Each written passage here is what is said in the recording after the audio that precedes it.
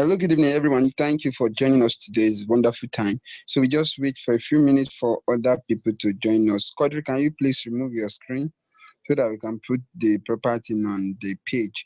Yeah. So if you can just hear me, you can. Okay. I think we are coming on board gradually. If you can hear me, you can just type on the yeah. You can just log in through your VMP on the chat box. So I believe, Quadri, you can hear me. Please kindly do that as fast as possible. We are recording. Yeah.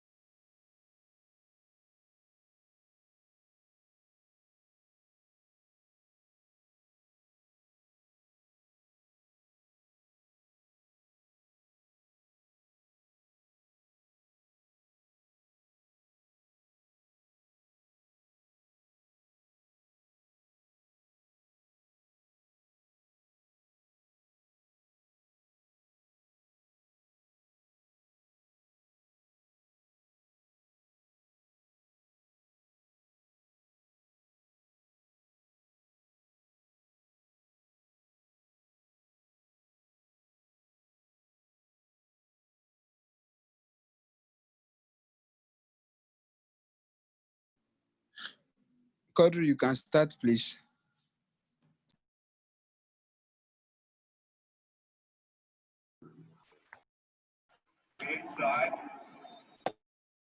Hello, good evening, everybody.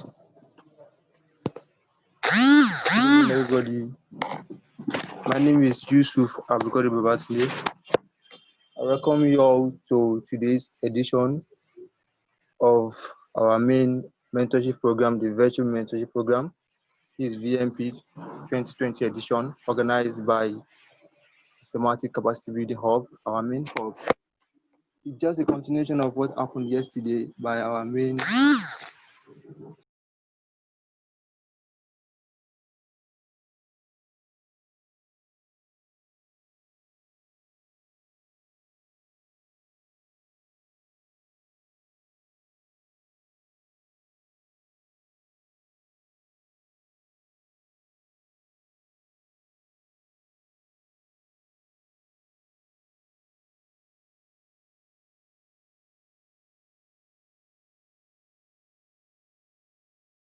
mentor, Academy, a member of this prestigious hub, a member of Stress Quarters and Leaders Quarters. I'm a certified global activist. I'm a freelancer. I'm a market researcher.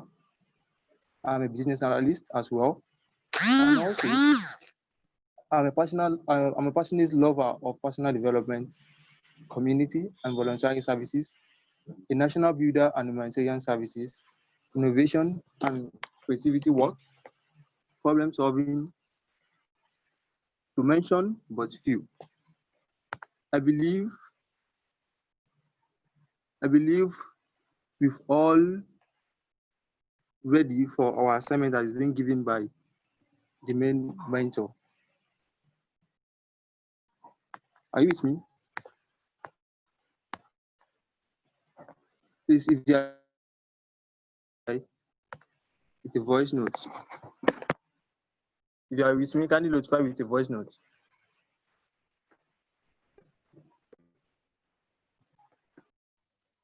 Yeah, with you, sir. Yes, we are with you, sir. Thank you so much. So,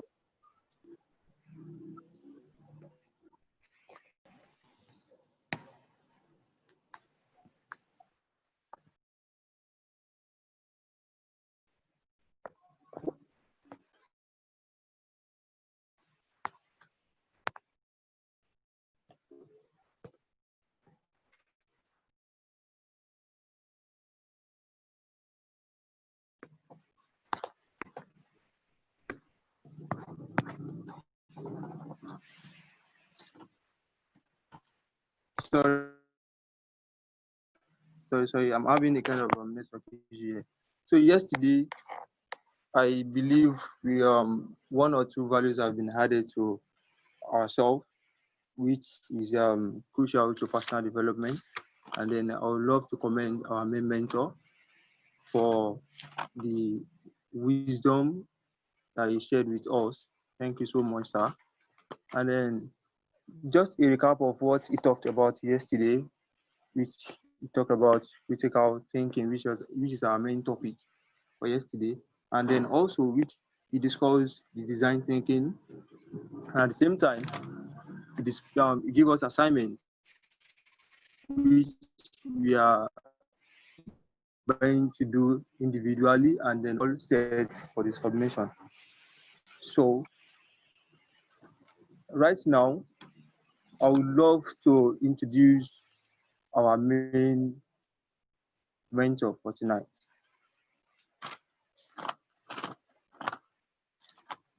So our main mentor for tonight, which is still the same man, Mr. Oluwole Gabriel Afolayan. So permit me to reintroduce our mentor. Are you with me?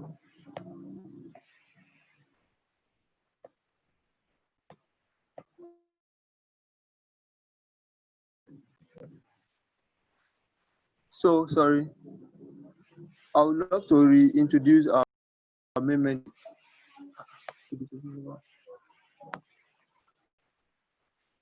Are you with me?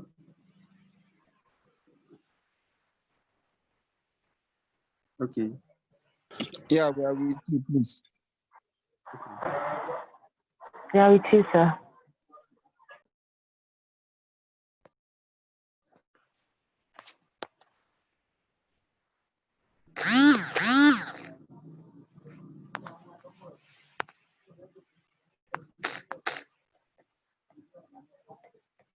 So, ladies and gentlemen, I would love to reintroduce our main mentor for tonight edition, which is a continuation of what we've been learning since yesterday, Mr. Oluwole Gabriel Afolayan.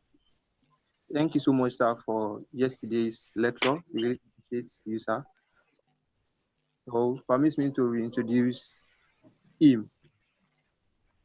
Mr. Oluwole Afolayan is a senior scientific officer at Federal Ministry of Health, Abuja, a monitoring and evaluation expert, lover of innovation in biomedical technology, a youth development advocate and nation builder.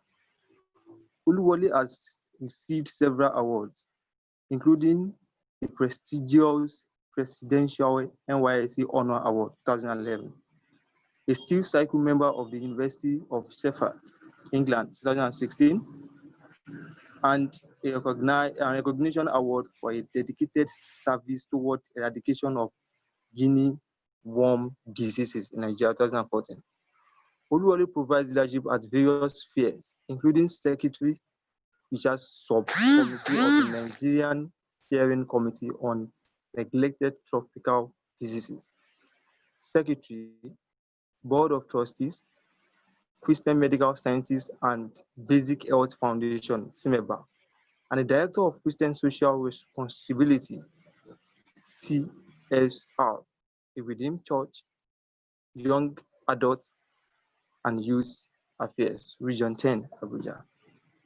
So join me as I welcome Mr. Oluwole Gabriel Afolayan for today's edition. Thank you so much, sir. Thank you, Quadri, for that introduction. And good evening, everyone. I'm using a mouthpiece. I want to be sure if I'm audible enough. Can you all hear me loud and clear with this mouth earpiece? We can hear you, sir. All right. Yeah. Thank you. So I hope within an hour we should be able to run through today's section, and we're going to take it off from where we stopped yesterday. So just a brief recap. Who can summarize what we discussed, or what was your take home yesterday? I'm sure I'm free to call anyone to just tell me your own take home for yesterday. Let me start with, I'll allow 3 people before we look briefly. Sopulu, if you can hear me, can you just tell me your own take home from yesterday's class in 1 sentence? Wow. Good evening, sir. Good evening, everyone. Thank you for this opportunity. In 1 sentence, my take home for yesterday is that thinking has a lot to do with pondering. It doesn't just involve ideas. So thinking just has a lot to do with pondering. In 1 sentence. Thank you. You gave me 2 sentences. Thank you. So Bidemi and your body, if you're here yesterday, I'd like to hear your own take home for yesterday. Oh, I'm so sorry, sir. Actually, I was unable to connect yesterday. So okay. I'm just joining for the first time today. Yes, sir. It's all right. You're welcome. Adeniro, I can't read the full name. Adeniran, if you can hear me, could you just tell me your own take home if you're part of the class yesterday?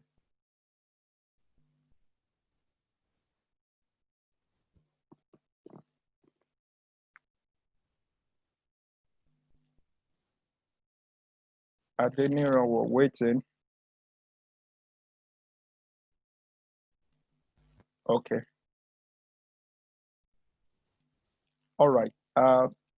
So not to waste much of our time, I'll just do a quick recap of what happened yesterday. So basically, it's about thinking, and we said it's someone said it's about bringing to consciousness, those ideas you have in your mind. Another person said that it's about pondering on things, and I think I strongly agree with the two suggestions we had yesterday, and only buttress the fact that thinking has to do with actually pondering on issues. In thinking domain, we basically have three categories. We talk about critical thinking, which schools these days are beginning to even put it as part of curriculum right from primary school. These were not subject matter that I was opportune to go through during my own primary school, but I've seen children these days, going through, being exposed to critical thinking material, which is quite impressive. From yesterday class, we said critical thinking is an act of analyzing facts. Basically, is to understand a situation for making decisions. So the take home why we most time engage in critical thinking is we have a decision to make, and we all know that we all can relate with the consequences of making wrong decision. I've been a victim of making a wrong decision, not considering, the fact and figure and all available resources that could guide my decision. Nobody wants to follow a leader that is vulnerable, leaders that cannot critically, make informed decisions, that the followers will be sure that, yes, this man must have, consider all the fact and figure. It's not emotional. It's not reacting. Many of us react to situation, not responding to issues correctly. So we all know the importance of making an informed decision, and this will be on a rider of someone who practices critical thinking. We talk about the five, just a brief overview. We talk about the 6 steps in critical thinking. One is we need knowledge. We need facts about that situation. To understand that situation, you have to go look for facts about that situation. And so the first building block in critical thinking is the knowledge box. And knowledge as it is are facts. We have knowledge pointers, the what, the where, the when, how, all of these things are stuff or pattern of thoughts that could help you, get the facts. When you get the facts, you now want to have a comprehension about it, relating what you are getting with what you know before. That's how we comprehend. By getting, being exposed to facts, you are now bringing interpretation based on what you have known before, what you have experienced before. For example, if my car fuel gauge shows just, turn from green to red, I could quickly relate to it that is telling me that fuel is running, that I'll be able to make that interpretation because of my past experience. Though what just happened was just, a change from a green light to a red light, but that communicates something. So the next building block in critical thinking is to seek comprehension based on the raw facts that you're getting. We also said that from there, then you need to now go to application of that. I mean, how do you use the facts? For me, once my car fuel indicator changed from what is it, green to red, I mean, it shows something, and what do I make do with that information? Then I'll start planning how to stop at the next filling station in order to, respond to such issues. So from knowledge to comprehension, you should be able to apply that knowledge and as well analyze. Don't just approach issue as a whole. Try to bring issues down in a bit, part by part. This issue, is it before or when? What happened? Try to look before, within, and even after. Break problem into parts. Identify parts that could, add up to that big issues you have, so that you will be able to know where exactly you can tailor your intervention and be able to make appropriate decision. We also said that there's a need to synthesize. Now that you know what it is, based on these broken down issues, problem analysis, you can now combine ideas. You can generate information, bring fact and figure that, okay, it's not this, this fuel can actually help me. The last time it reached, though it's showing red, but it has not reached the down of the E part. So this could still last me for 2 hours or stuff like that. When you do all of this, then you are free or ready to make informed decisions. So that formed more like a recap of what we did on critical thinking. And then we move to design thinking. The sharp difference between critical and design thinking is, for design thinking, you need a multidisciplinary team. That was what we said yesterday.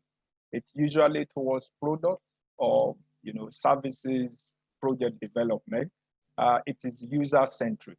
It takes user-centric approach. That means it's not all about how you feel. It's about those who actually want to make use of that problem. So the customer here is the king. It's applicable when we talk or look into design. Then it's iterative. We look at the 5 steps. And I told you yesterday, it's not a linear thing. As you are reflecting, as you observe, you reflect, you make, you reflect again, you make, you observe. So this circle is continuous, and it's basically based on the model that I introduced to us yesterday. It's basically made up of 5 stages. So, and I gave you an assignment. Let me quickly take a feedback. I'm still going to expand on that, but let's have a feedback on the assignment yesterday. What is the assignment? Okay, so the question yesterday, I said, using critical thinking approach, present a brief on why there's a surge in rape cases in Nigeria, and help inform decisions that the country should take to curb it. Using critical thinking, can you show us, write something? I was expecting like 1 page to tell us why we have surge in rape cases, and how can you, with your brief and critical thinking, help us with informed decision. Give us an informed decision as to how country can go to curb it. The next one is using what is it called? This second design thinking, that how best can we improve logistics within the COVID-19 context, knowing fully that now we were all now, all of us are under lockdown, so, and we can't move. You order something now, it takes longer. How do we improve logistics? Are there things we need to do differently in order to bring, home, or to create more value for our customers. So let's hear from our friends. And I said I'm going to do data subscription for anyone with fantastic feedback today. So let me see who is going with, is it 5G? Let me see who will go with 5 gig data today. Yes, so who is ready with his assignment? Can you share your thoughts? The floor is open, so I won't be biased. If you have something to share with the team, go ahead. The floor is open. So by my time is 7:30, I want us to do this within 10 minutes so that I can cap it up with disruptive thinking today. Yes, anyone?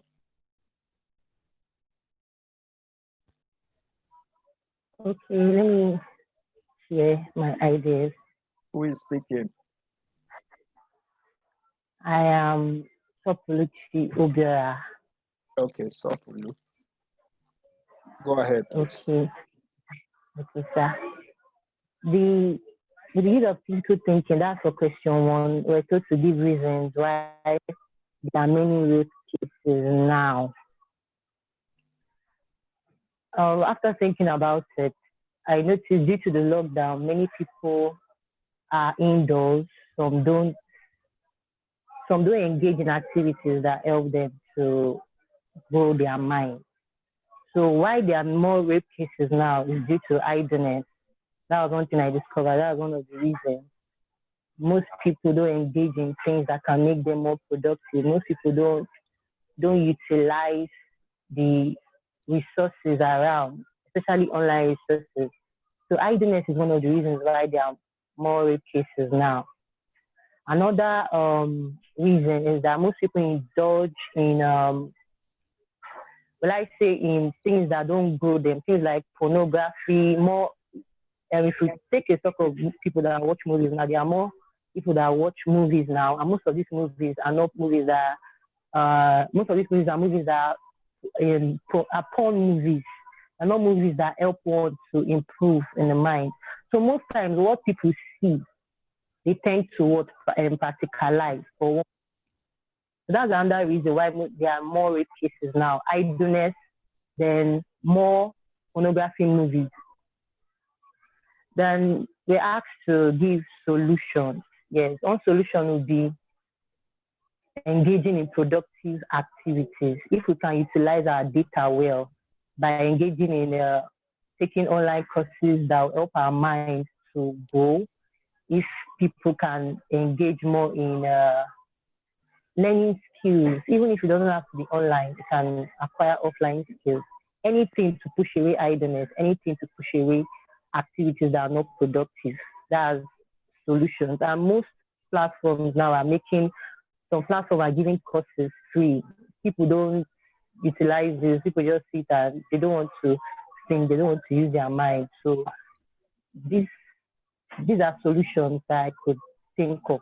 If people begin to engage more in productive activities, people can begin to utilize online platforms. Then people can also use offline means to learn skills. You can learn how to fix a tire. You can learn how to style eggs. You can learn how to sew. You can learn how to do other things. You can learn how to make your footwear. Then to question two, due to the lockdown, how can we solve logistics problems? Want to transport so and so goods from Akwa Ibom to Lagos or from Akwa Ibom to Abuja. How do we solve it? Okay, I thought about this and I saw that there's need for more, if logistics companies can have branches in states. Most times there's usually traveling around in within states, but this thing about crossing from one state to another, I had a bit of experience when I was about entering in this Lagos state. So why I'm saying this is that if other companies like some logistics companies can have branches in within states, so that once you get to the border of so and so state, the companies, let's say, vehicle can pick up things that are supposed to be transported to another state. It can ease transportation of goods. Then we can also make use of our water bodies. Most times people don't use rivers and this thing to transport. We can utilize it now. I don't know if they are also, I'm not really sure if they lockdown in the seafood and all that, but we can also use rivers. Yes. Then we can also, for logistics, some things that can also be used. We can also use online platforms like coupon services can be utilized more. People don't necessarily have to do everything offline. You can take some of these things online. So those are some ideas I could think about. Then of course, offline trainings can be ported to online platforms like we are doing now. We are using Zoom. You can also use other online platforms to take trainings that would have been physical. That's talking about transportation now, logistics. So those are the little ideas I could come up with. Thank you, sir. All right. Thank you, Sopulu. That was quite detailed, and I can imagine that you actually engage your time very well to be able to bring up this fantastic idea. Yeah, so can we have more comments before we criticize, or we look at it together and see if what Sopulu, like at this stage, like I said, no idea is stupid. I mean, let's keep it coming in until we move from being creative, from divergent to emergent, and then to convergent thinking. So thank you. Yes, do we have any member of the group who has carefully any Tom Fabi? Do you have something to say on this? Or anybody else? Yeah. We have 2 minutes. Yes, who is talking to us? Quadri, right? Yes, my name is Quadri. Okay, Quadri, go ahead. So due to the little time, I will just have to brief my own points.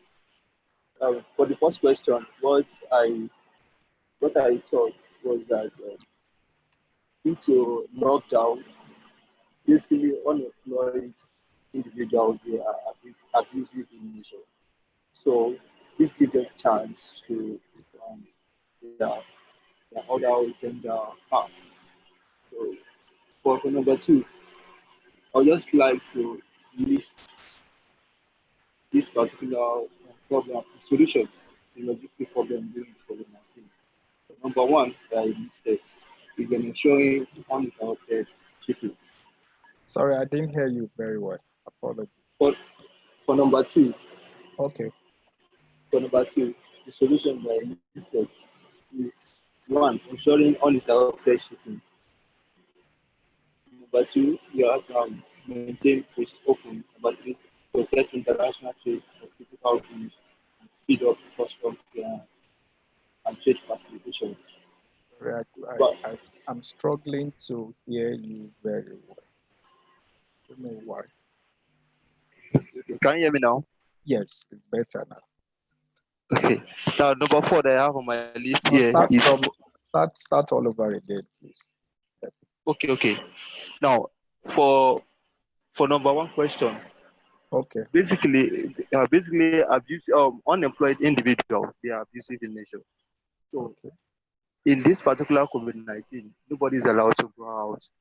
So, even if you are employed and you have access to the other gender 24 hours, so there's a lot of temptation that will happen, and the ladies are not allowed to go out, even guys or men are not allowed to go out. So they have access to them. You can force them on anytime, and then there's no how you can lodge any complaint or probably go to police station to lodge complaint. So this keep the rise of abuse on women. That's what I can thought of for number one. Why for number two? The solution that I have on my list here for number two is one, ensuring uninterrupted shipping. Number two, maintain port open. Number three, protect international trade of critical goods and speed up custom clearance and trade facilitation. Number four, facilitate cross-border transportation.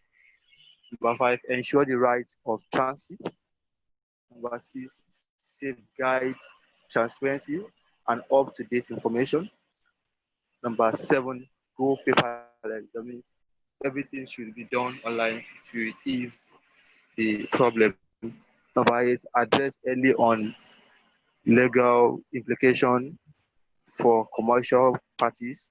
Number nine, protect shippers and transport service providers alike. And number 10, prioritize technical assistance. Thank you so much, sir. Beautiful. Quadri has presented a full paper today, and I'm sure we're going to publish it on the Journal of Growth and Development. Yeah, thank you, Quadri, for your valuable contribution. I'm afraid I may not be able to take any other feedback, but we're going to look at these fantastic contributions from our friends and then put this into the context of what we shared yesterday, and we'll be able to criticize and know which solution we're giving our nation on how best to tackle the issue of rape, and then having access to goods and services even in the wake of COVID-19 pandemic. So let's go over this approach again, and I'll start with our first point. In critical thinking, what was the first thing that we need to find out? What is the first step, building block in our critical thinking activity? Yes, who can tell us?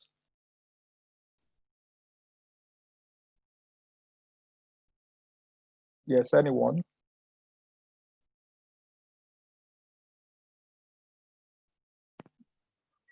The first step is knowledge, sir. Good, knowledge. So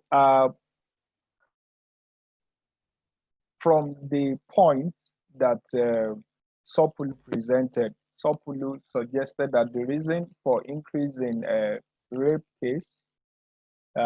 cases in Nigeria, it's due to idleness and probably exposed to undefined content like watching pornography.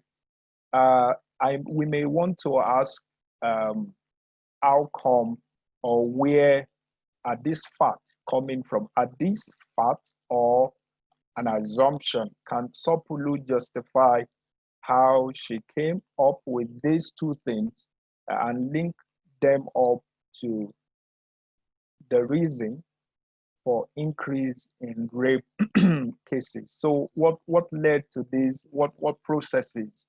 How do you arrive at this knowledge of idleness and pornography as the reason for increase in rape cases? Can we criticize Sopulu? How do you get your facts? From where?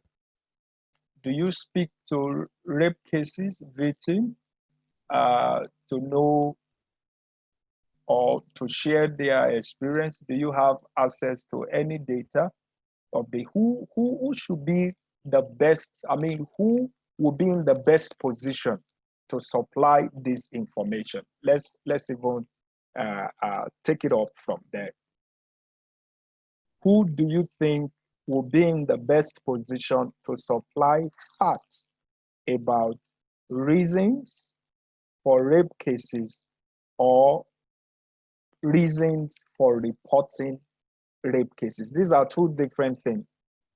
Could it be that we are not having increase in rape cases, probably is because we are now just talking about it. Maybe because some of these things, apart from two major cases about this 100-level student from Benin, and then another 19-year-old girl at Ibadan that seems to be of recent. Most of the story about rape that I hear of will be people, cases that have happened in the past, and people are now just talking about it.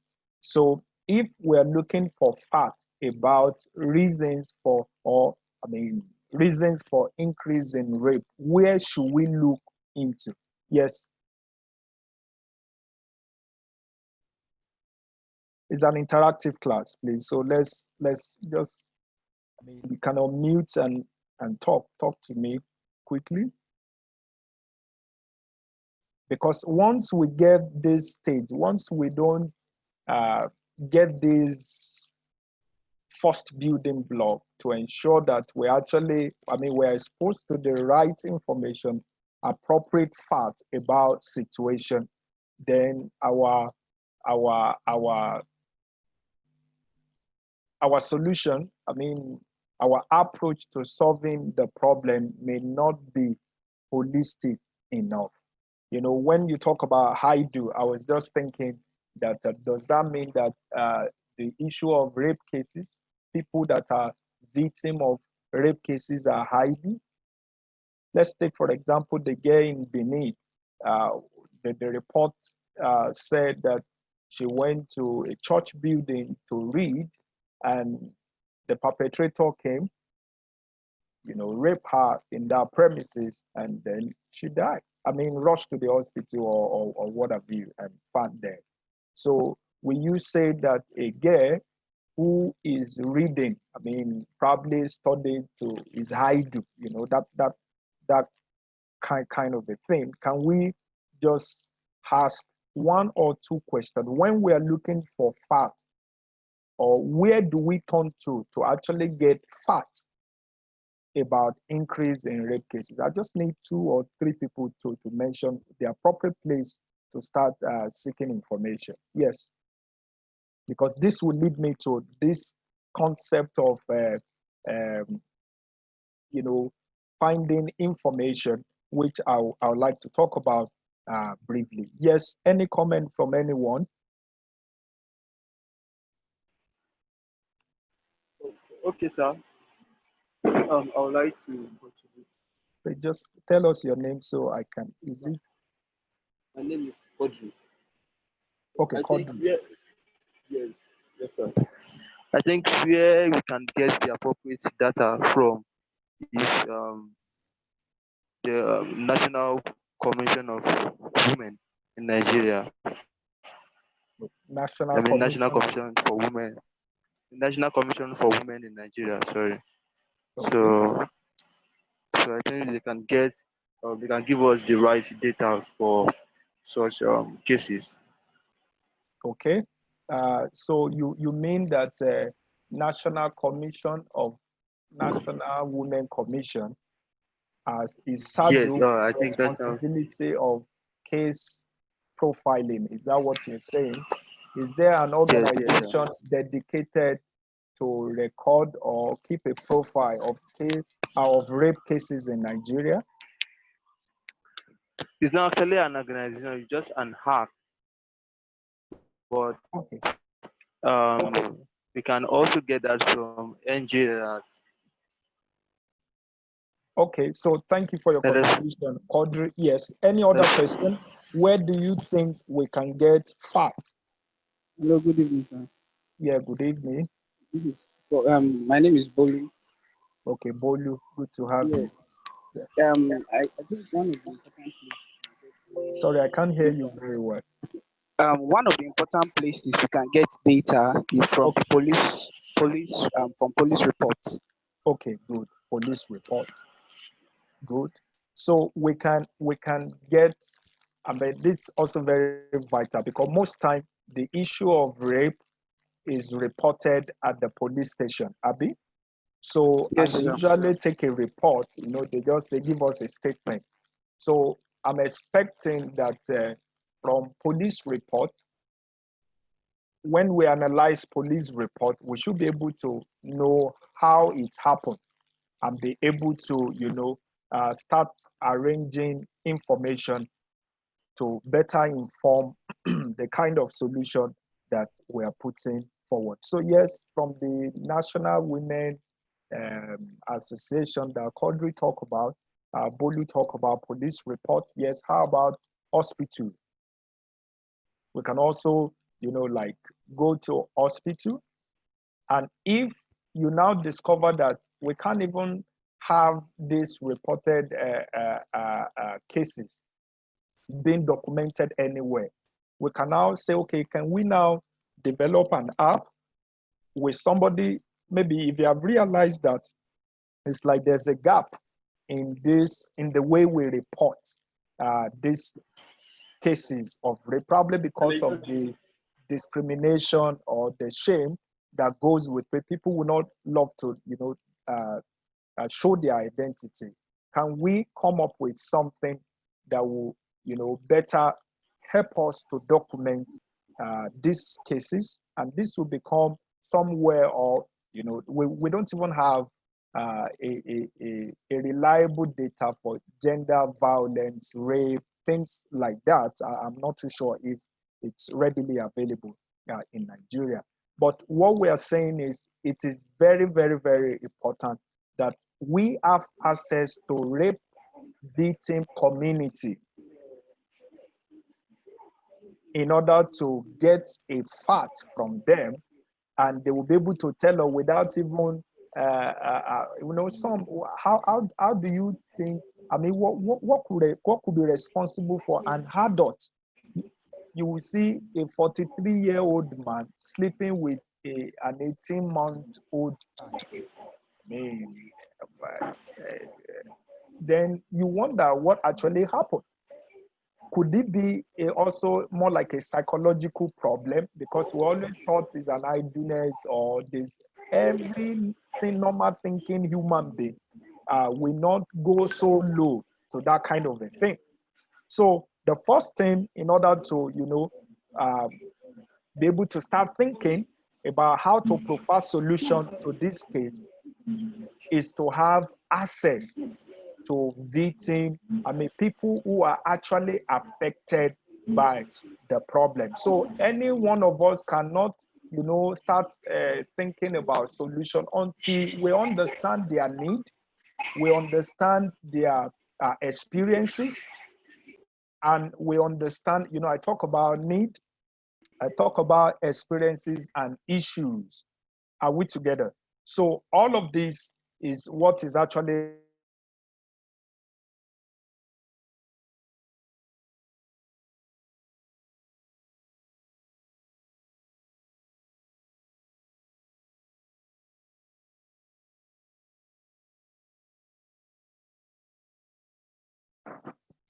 sorry, please.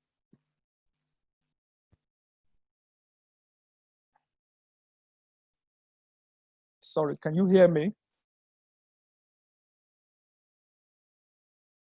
Please, can you all hear me? Yes, sir.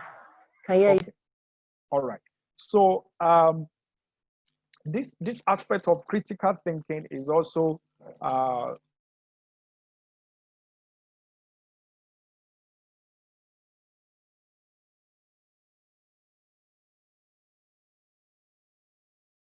one of the to pass this message across. There's a concept I want to introduce us to, just to drive home what we talked about yesterday. Now, let me take us back to this design thinking. I'm going to wrap it up, and you will also be able to appreciate both critical and design thinking, together. Now, the research that you must do, forget the fact that I said the building block is knowledge. How we go about finding knowledge will also mean doing research. We want to understand the situation. Are we together? Now, if you look at this, a user-centric approach, which is very, very key, especially when we want to bring about improvement. Now, the first thing you need to know is the user. Within this context, we talk about what do they need. Apart from the need, which is product-based, the two things are these two other factors are very relevant. The people's experience, the subject matter, those who want to provide that solution to, their experiences, and also the issues they have, it's very key in order to have an understanding of what happened. And I'm going to pursue this further with this example that I put up here. Now, let's look at this challenge that we have.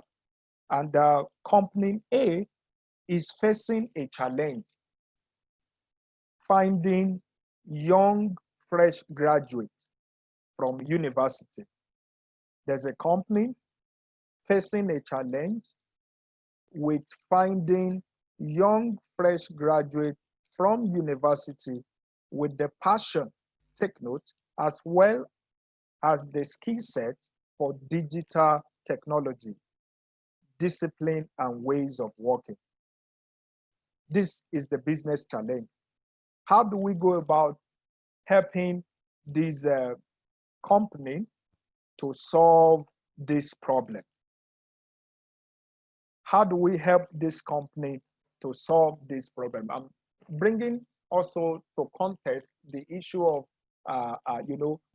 mixing up now the skills of critical thinking as well as design thinking. So there's a company that is having challenge with finding young, fresh graduates from universities with the passion as well as the skill set for digital technology. So they are not just looking for a graduate, they are looking for fresh graduates, and fresh graduates must be young. Look at the very key thing in the problem statement in sort of defining the box. I told you yesterday that before we start thinking out of the box, we must first understand the box. And here we have a company looking for a young, fresh graduate from university with passion as well as skill set for digital technology. So they need somebody not only passionate about digital technology, but someone who has a skill set in digital technology, as well as the discipline and ways of working. Now, I want to break down finding users' need, experience, and issue. I want to introduce you to a way of getting to really know your customer. How do I know what my customer actually needs? So that's what I want to introduce us to. So from this problem statement, the next step, when you have already defined your a box in a sort of thinking outside the box. Yesterday I told you, I shared with you the thinking tools, that Scamper, what you can use to generate ideas, Abi. But before you start generating idea, are you really sure that you've understood the user's need? What people need sometimes is different from what they say. Are we together? What people need sometimes may not be well communicated, but what are the other methods or ways that you can deploy to really sure that you understand what these users actually need before you go ahead to profile solution? That's what we want to look at.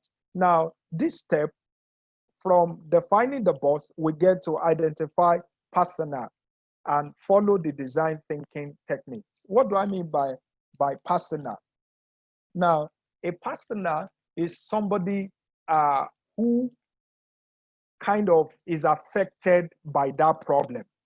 And I'm going to bring you up with this. I'm going to use this, my example, to actually drive this home.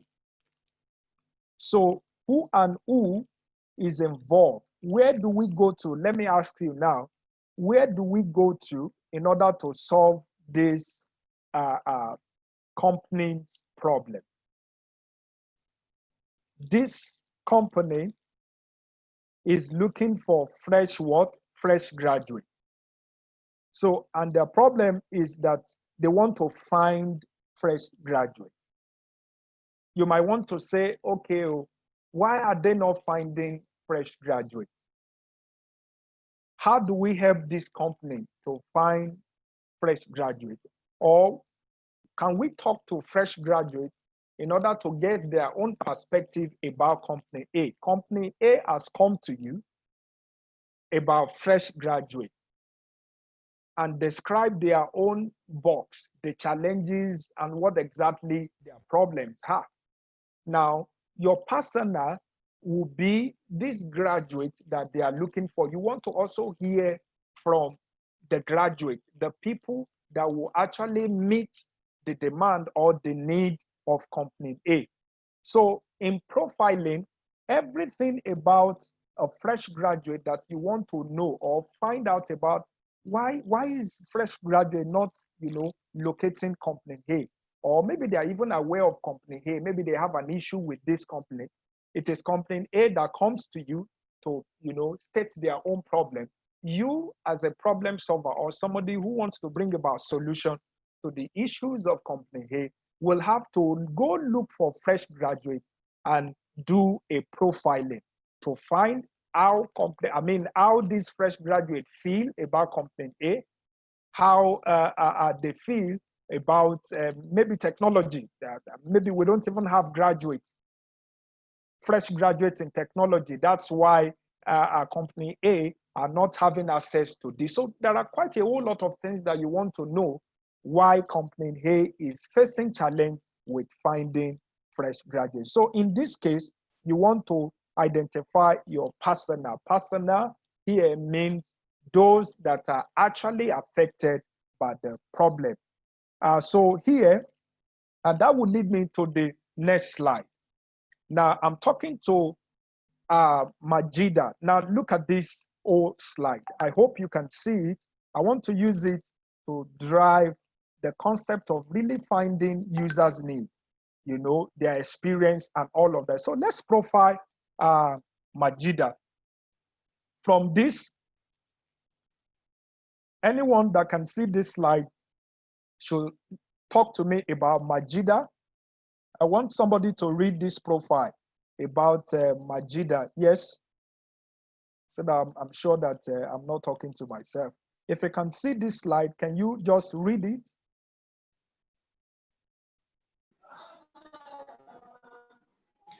Okay. Majida. Yes. So here, Majida is what we're looking at the persona. I said, try to profile the people that will solve company A's problem. We're into fact finding now. We want to really get to know the issue, why company A is not having access to fresh graduates with passion and skills in digital technology. Yes, go ahead and read this. Majida is a fresh what? A fresh graduate. Okay. Business, finance major, 24 years old, and a single. I want to be a leader. Okay, so talking to Majida, we find out that Majida, who is a potential employee of company A, we get to know Majida that Majida is a fresh graduate. Apart from that, is also business oriented with finance major. Are we together? Majida is 24 years old, so she falls into that category of young people that this company is looking for. And Majida is single. She talk about, I want to be a what? A leader. Now, in demograph, Majida is from Egypt. Alessandra, that's where she do it. She's a native of Egypt, and she's from Alessandra. How about Majida's behavior? Majida's is a fun person, is social, and gym habit. How about Majida's attitude? Majida is motivated, is eager to learn, spend time with family and friends. And from talking to Majida, we realized that Majida actually, her needs and challenges involve finding a job. Then she's also like, she has put in for an internship. She's also looking for an internship. Rather, Majida's need is finding a job or looking for an internship, and also a place to improve our technical skills.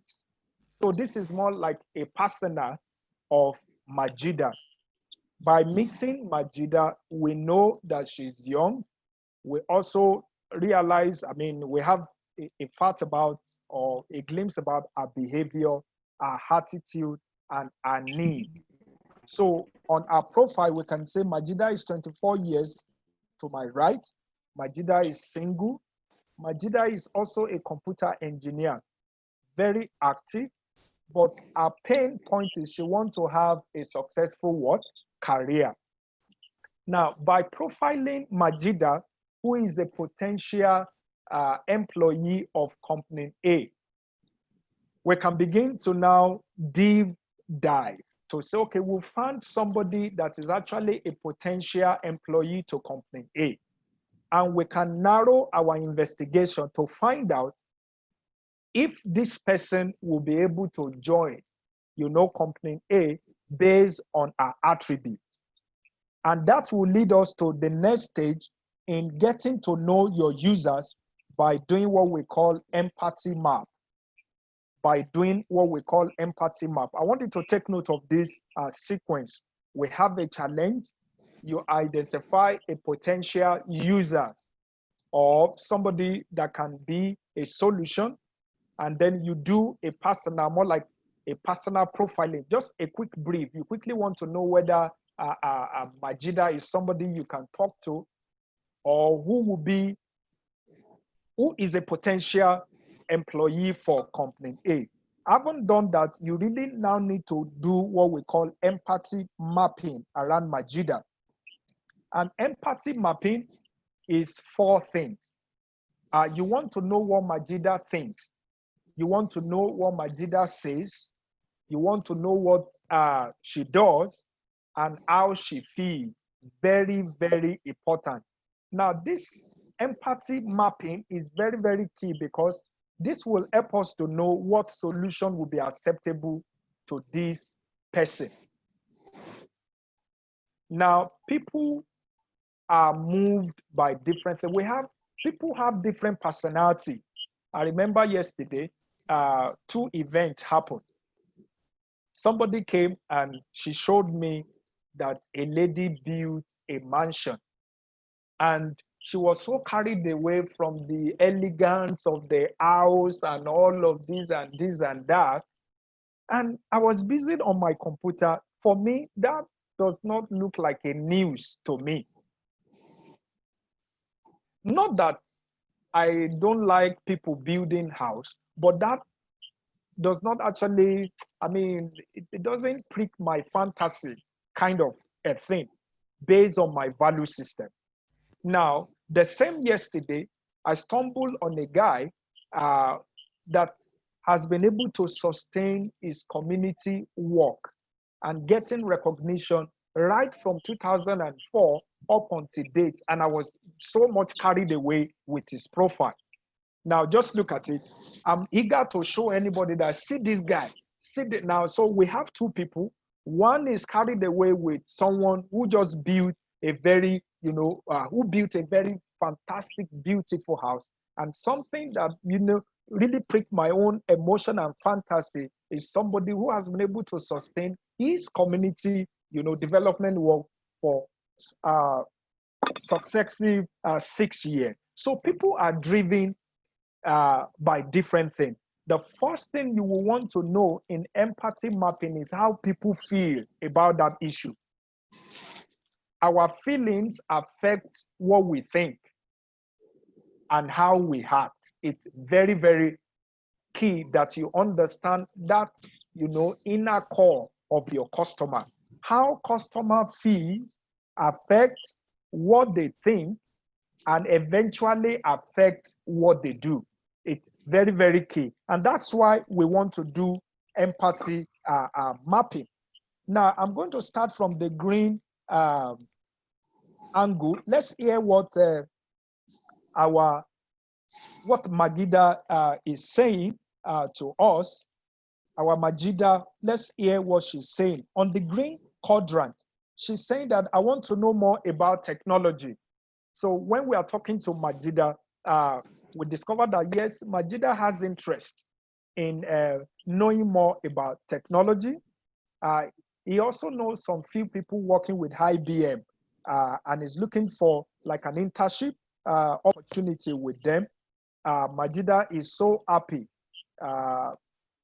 to attend an event in uni organized by IBM event. Don't forget that you're just listening to what this lady is saying, your potential solution to the problem that you're about to solve. She's also saying that her family is very protective and that she wants to apply for an internship. She will want to be a leader and she will want to work with a corporate, she will want to have a successful corporate career. Majida is saying so many things. But it is very, very important that you are able to listen to what Majida is saying. Another thing from empathy mapping is, what does she think?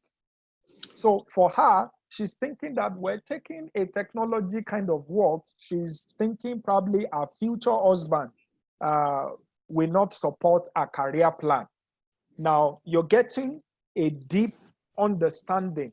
Don't forget that before you provide solution, try to have a deep understanding about your users, what they feel, what they are saying, and what their needs are, their emotion. It's very, very good to know. So Majida is saying, well, technology, digital technology, I'm worried that my future husband, I think my future husband may not really want to support my career plan. She's also thinking that her family wants her to get MBA degree.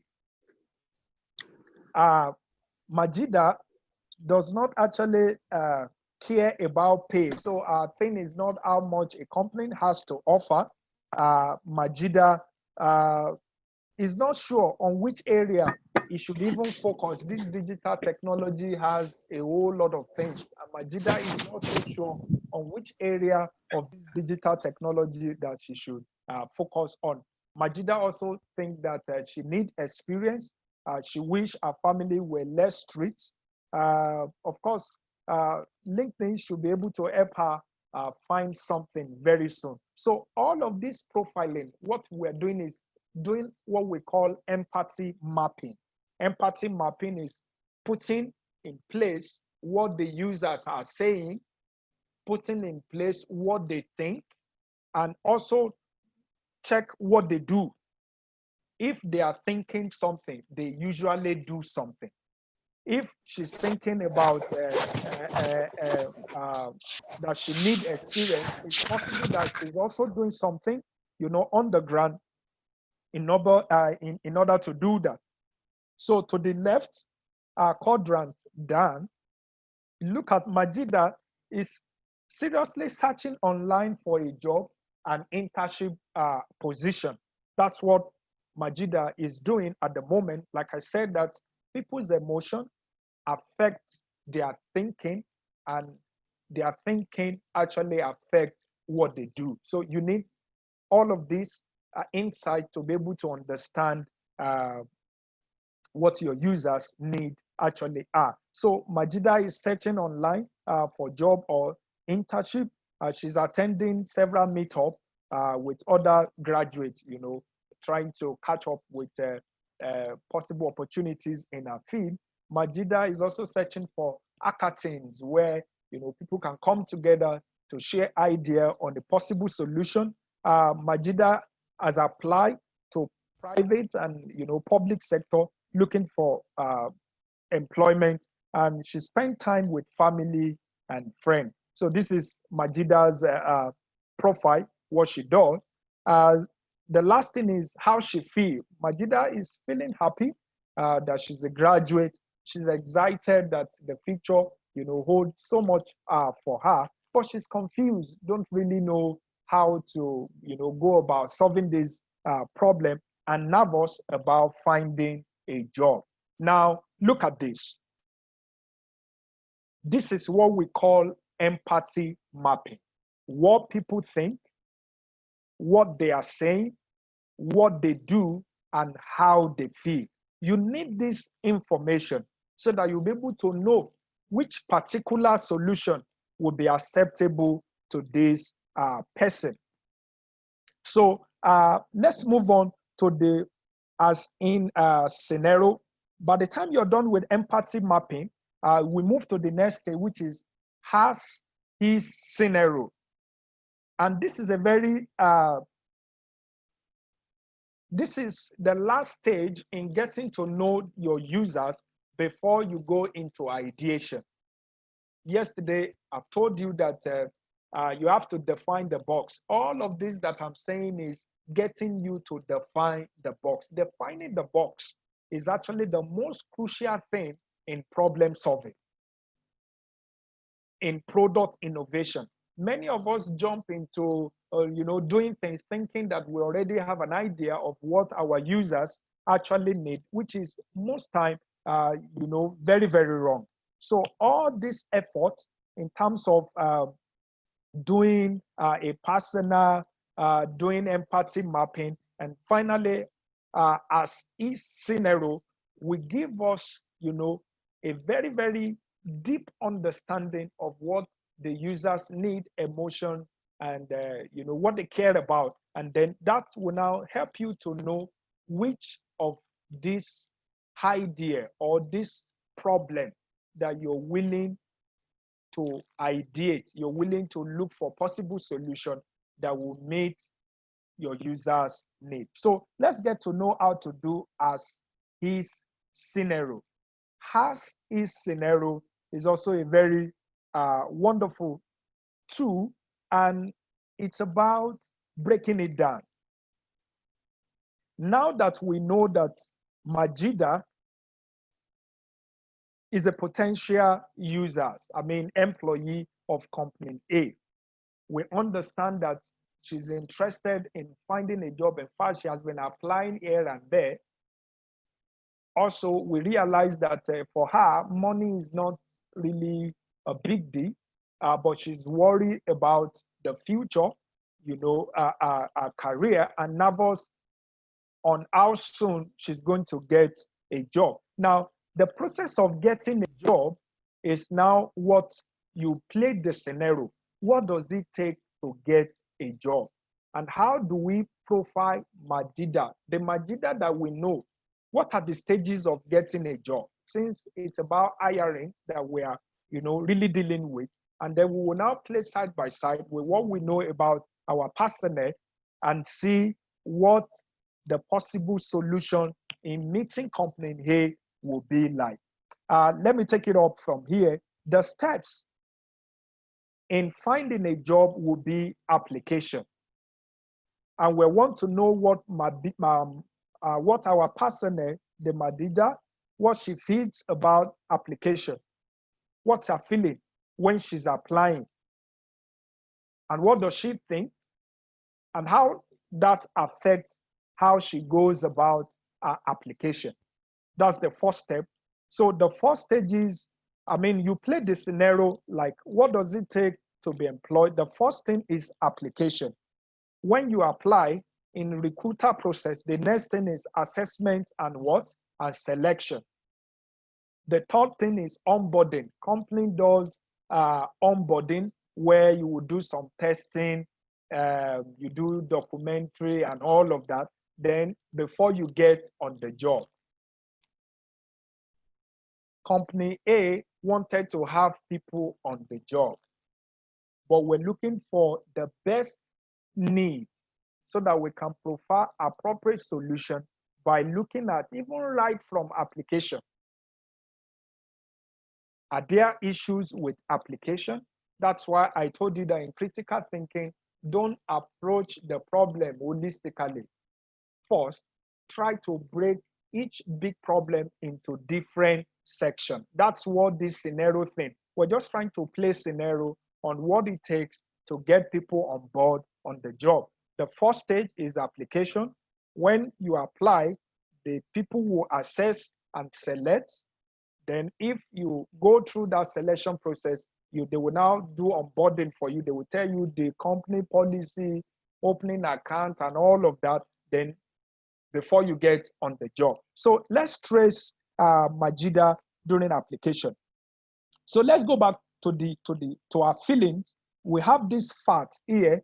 We know how she feels and what she, what she has done or what she's doing in terms of job application. Here we can see that she's searching online for job, and she's applying to private and public sector. So let's get to know what our partner feels about job application. She's excited, confident, as well as anxious during a job application. That's how she feels. Like I said, in getting to know your users, understand how they feel, understand what they say, understand what they do, and how they think. So at the application level, Majida is excited, she's confident, at the same time, she's anxious.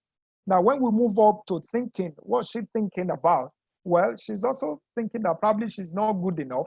As a fresh graduate, we are all being bombarded with experience, So during our application, she's thinking maybe she's not good enough, or are this the right company for her? These are some of the things that is going through her mind. Then is my resume well written? These are the things going on in our personal mind. Don't forget that this stage, all we are still trying to do is to understand our customers' need, feelings, thinking, and doing. So during application, she's following up and looking out for next steps. She's also searching for more opportunities online, and she's also networking with people. So this stage one of application, we have broken down the entire profiling. What we did at the first stage is we just talk generally in getting to know our users. Now, we bring our users closer to our solution profiling by teaching our users with each stage, each steps that will get the job done, and check how our users feel for each step. It's different from how she feels for the entire work, getting a job. We're now pitching, we want to really find where the bottleneck are by moving from broad and bringing it closer home. So we're still looking at our personality, which is Majida, and how she goes about application. Don't forget, our feeling is excited, confident, but at the same time anxious. Why is she anxious? Maybe our resume not well written. Also anxious, probably, would this be the right company? Am I good enough for this role? What is she doing? Well, she's following up on her application, searching for opportunities, and she's also networking. That's Majida as relating to step one in getting her on board to a job. Now, the next thing is assessment and selection. What is Majida's feeling or scenario? We're playing a scenario thinking that our client is at this stage. Well, at the assessment stage, Majida is informed. Her feeling is she's well informed, happy, but at the same time nervous. She didn't know whether she will, succeed in this assessment and selection stage. What she's thinking is, am I going to be selected? When will it start? When will this job start? What about the job security? Are you sure that this job will be able to, provide the necessary security? I don't like being laid off anytime soon. So that's what she's thinking at the assessment and selection stage. What is she doing? She's asking about the assessment process, asking how long she, submitted a follow-up to know when she's getting a feedback based on the application she submitted last month. She's also preparing for interview in case they call her for interview. What are the possible things that could happen and all of that? Then doing assessment tests. All of these are what she's feeling, thinking, and doing at the assessment and selection stage. Now let's play the scenario for the onboarding. What are the possible things that Majida could be going through? What could be a feeling now that she's selected is now to, get to know, do a proper verification and validation and all of that to get her on board. She's scared, but she's accomplished and excited. She's scared about who our co-workers will be. Will I like my manager, and will my team members be helpful? That's what is going on. Majida has submitted application. She has been assessed and selected. Now it's the stage of onboarding, but she's still scared, kind of. She's scared about who our co-workers will be. Maybe racist will be there. That kind of feeling. But she's also scared about what will be my manager? Majida is just, a lot of things is going on in her mind. And will my team members be helpful? Now, with all these feelings and thinking, what is she doing? She prepared all her required documents. At this stage, she's ready, to get all her documents, ready. She's doing the medical test at this stage and looking for transportation and means of and May preparation. I remember when I joined Federal Ministry of Health, I think 8 years ago, I went through this onboarding process where I was staying, was so far away from the office. I was thinking, okay, I don't have money. They won't pay me until 6 months. How will I survive Abuja 6 months? I have this, okay, where do I get food? So the office is as federal secretariat and is a very, tush environment. The food there, can I afford food of 500 per plate? No, now 60 naira for me at the chop. That kind of feelings of onboarding. How do I ensure that I handle this stage? We're pitching our users, side by side with each stage of getting the work done. Considering, don't forget their feelings, thinking, what they do, and what they say. Very, very important. Now let's get to the final stage. We're playing a scenario. At the last stage, our client is excited, our subject matter, our personality, in this case scenario, is excited. She feels accomplished and motivated because she's on the job already. So she's also thinking, do I really need to ask for help? This is my dream job. She's thinking, is this my dream job? What is the value I am going to add? That's what is going on in Majida's thought at the onboarding. Why she's doing the job already. Then what is she doing? She's getting familiar with the facility. She's reading the work policies and get to know the work environment and team members. We have played a scenario to get one person, a potential employee, on board. With all of this, each stage, which of these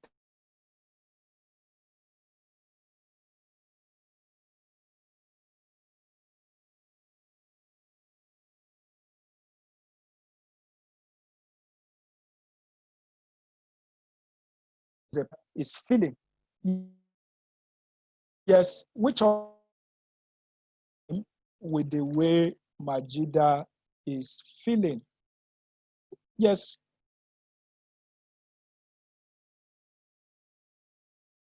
Anyone? where's the challenge in all of these processes of getting the job?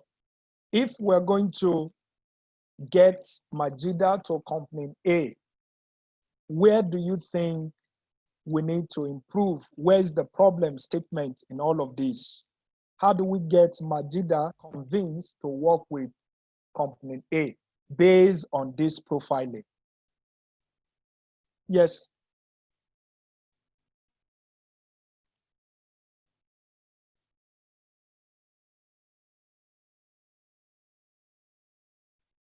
I'm waiting.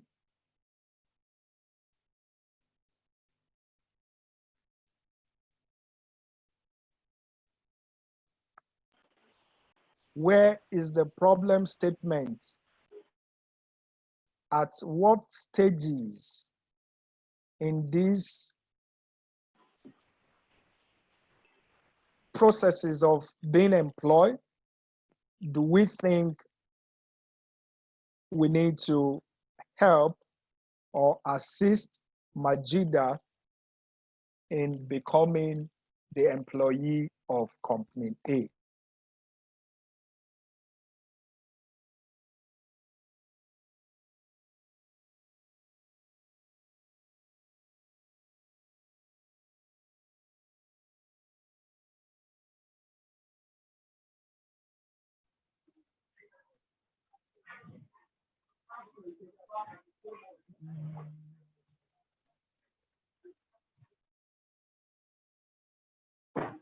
Okay, good evening. Sokulu Obiora. Okay, I'm saying that Majida needs to actually be sure of what she wants. Can company A give her what she wants? Then she can make the right application to company A based on her career. Sorry, can it actually make her to be good? Sorry, Sokulu, I lost my network few seconds. So let me be sure that I listen to you. So yes, can you start again so that I'm very sure? Okay, I said Majida needs to be sure that what company A has to offer her if she makes the application is what she needs. From what she told us, or from what we can see about Majida, we see that she wants to get better in technical skills. She wants to be a leader. She's worried about can she work with her team members and all this. She has to search about company A and know if that company can actually give her. Can she learn from the company? Can she get the skills she wants? Can she get the experience she wants? So that company offer everything she needs. So that's the challenge I see Majida having here. Okay, so I want to write the problem statement down. Possible things we can, possible idea we can suggest to company A that will get people like Majida on board. What other things company A can do? Since we now know Majida, are we together? We all agree that we know Majida, we know what Majida is thinking, is feeling, what she's doing, and all of that. And if she is the kind of candidate that company A is looking for, what will now be our solution? Are we together? What do we tell company A? How do we advise company A to pitch? What do we want to have? Which process in company A that we want to put in place that will get people like Majida to be on board? Are you getting what I'm trying to say? So I want us to capture all of our suggestions so that you can really see how users experience, how getting to know the people that we're actually bringing this, solving this problem for, getting to know them and defining what their needs are, how that will really help us to be able to provide solutions that will be, acceptable. So I want to write down your suggestion.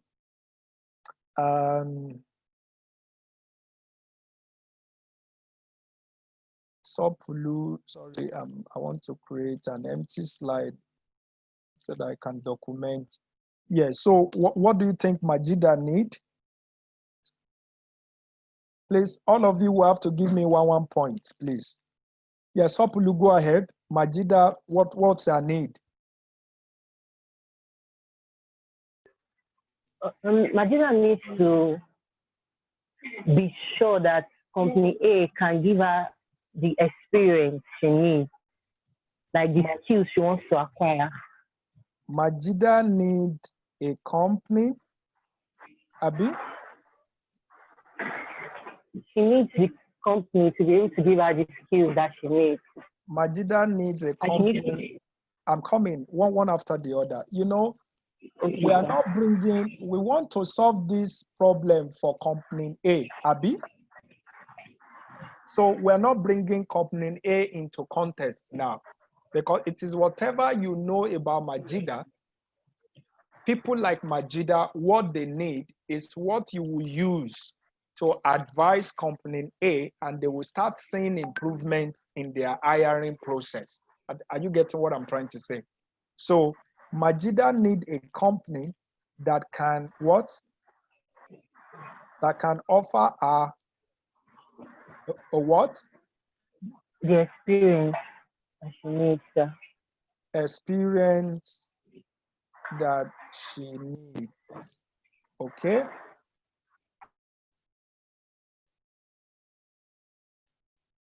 What other things Majida needs from her story, from what she's feeling, what she's thinking, and what she's doing? Any other person?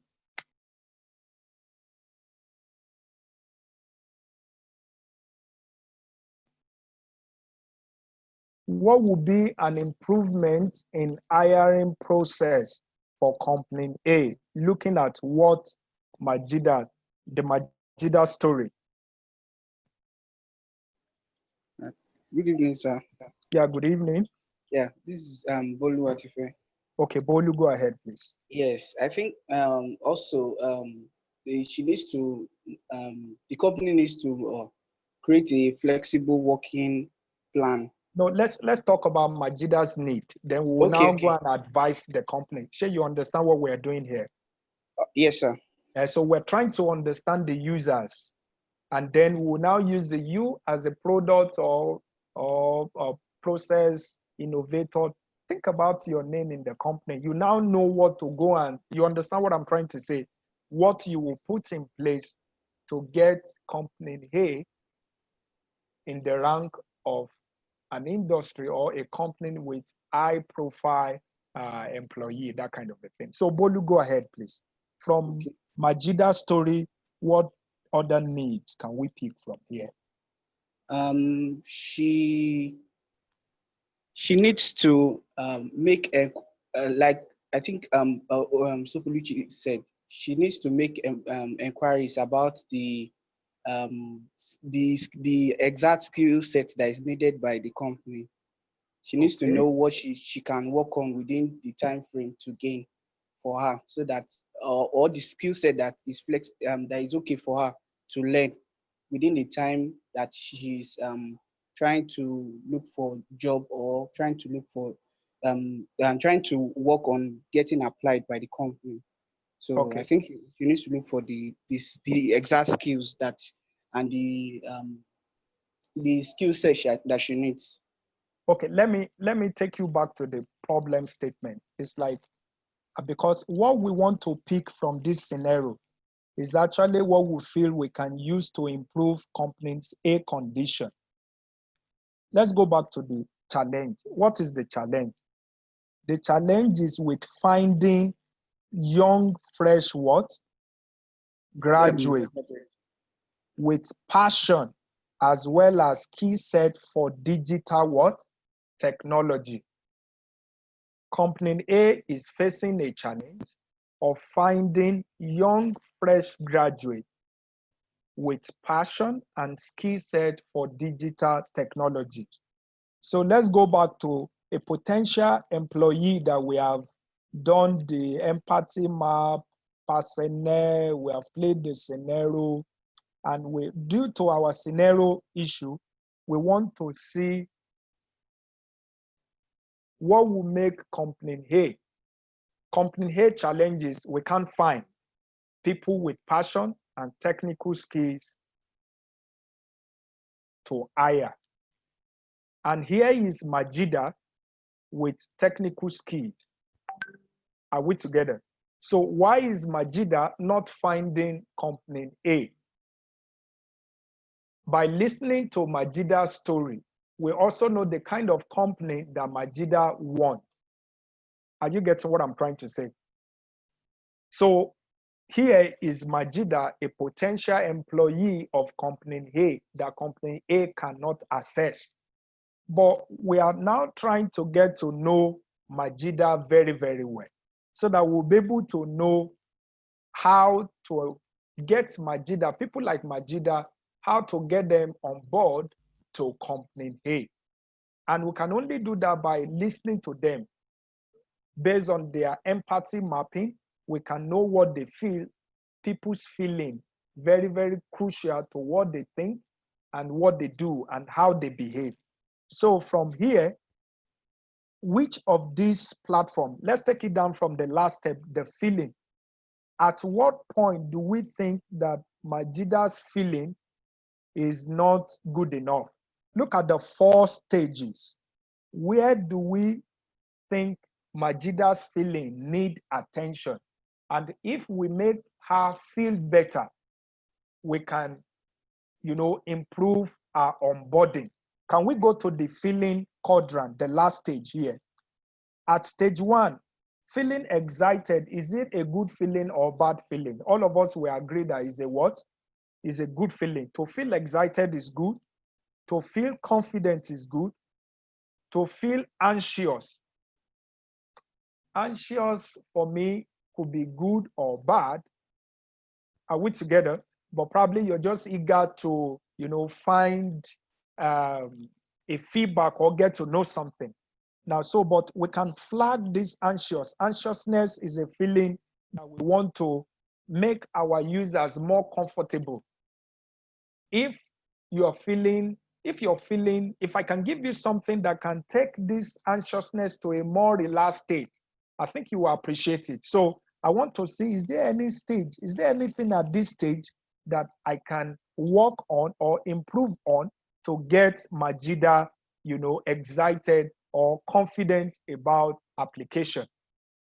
Number 2 is feeling informed is good. Feeling happy is also good.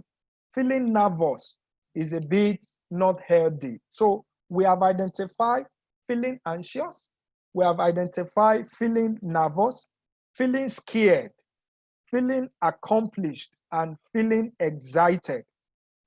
Then the last stage, feeling excited, feeling accomplished, and feeling motivated. Now, so you will agree with me that from application to onboarding, there is this 2 leg over, one leg is not being, there is this feel of unease that Majida has going through this process. And for me, I want to pay attention to what can I do to improve. Why is he feeling anxious? Why is he feeling nervous? Why is she feeling scared? Is there anything I can do to improve this feeling across these stages for Majida? That would be something that the team will want to explore to come up with ideas later in your ideation. Now let's go to the thinking. Am I good enough? At this, the right company, am I good enough? When somebody is saying, am I good enough? It's not, you can't solve that problem of being good enough. Being good enough has something to do with probably a qualification. Maybe she didn't finish with first class, or she finished with a very low grade, and that is working or affecting our self-esteem. Now, Majida is also thinking, are this the right company? Now, that's a point for you. Are this the right company for me? Is my resume well written? So in form of application, you have to pitch. If you want to do something in this second column, you have an idea, you have something to think about, you have something that you can offer the company in order to convince Majida to come on board. Again, what is making Majida anxious? Does it have anything to do with company profile? If yes, you might want to advise the company to do something in that area. But if it has nothing to do with the company, or probably is an individual, then you may not come up with that. You may not start ideating or start asking your team to come up with ideas to solve that problem. But when you come to the thinking at this stage, you discover that out of the three things Majida is thinking, she's thinking whether she's good enough. You can't solve that thing for her. Majida is thinking, is this the right company? Then you can do that. The company can now, profile themselves. There is something about company profiling that will convince or solve the puzzle whether this company is right or good for her. Then when you come to what she's thinking, is my resume well written? That doesn't concern the company that you are consulting for. You are the consultant here and you want to bring improvement to the company's working. So that's one thing that you want to look at. Now, at the application stage, what she's doing, searching for opportunity online. So because Majida is searching for opportunity online, you also want to make sure that your job application is put on online platform.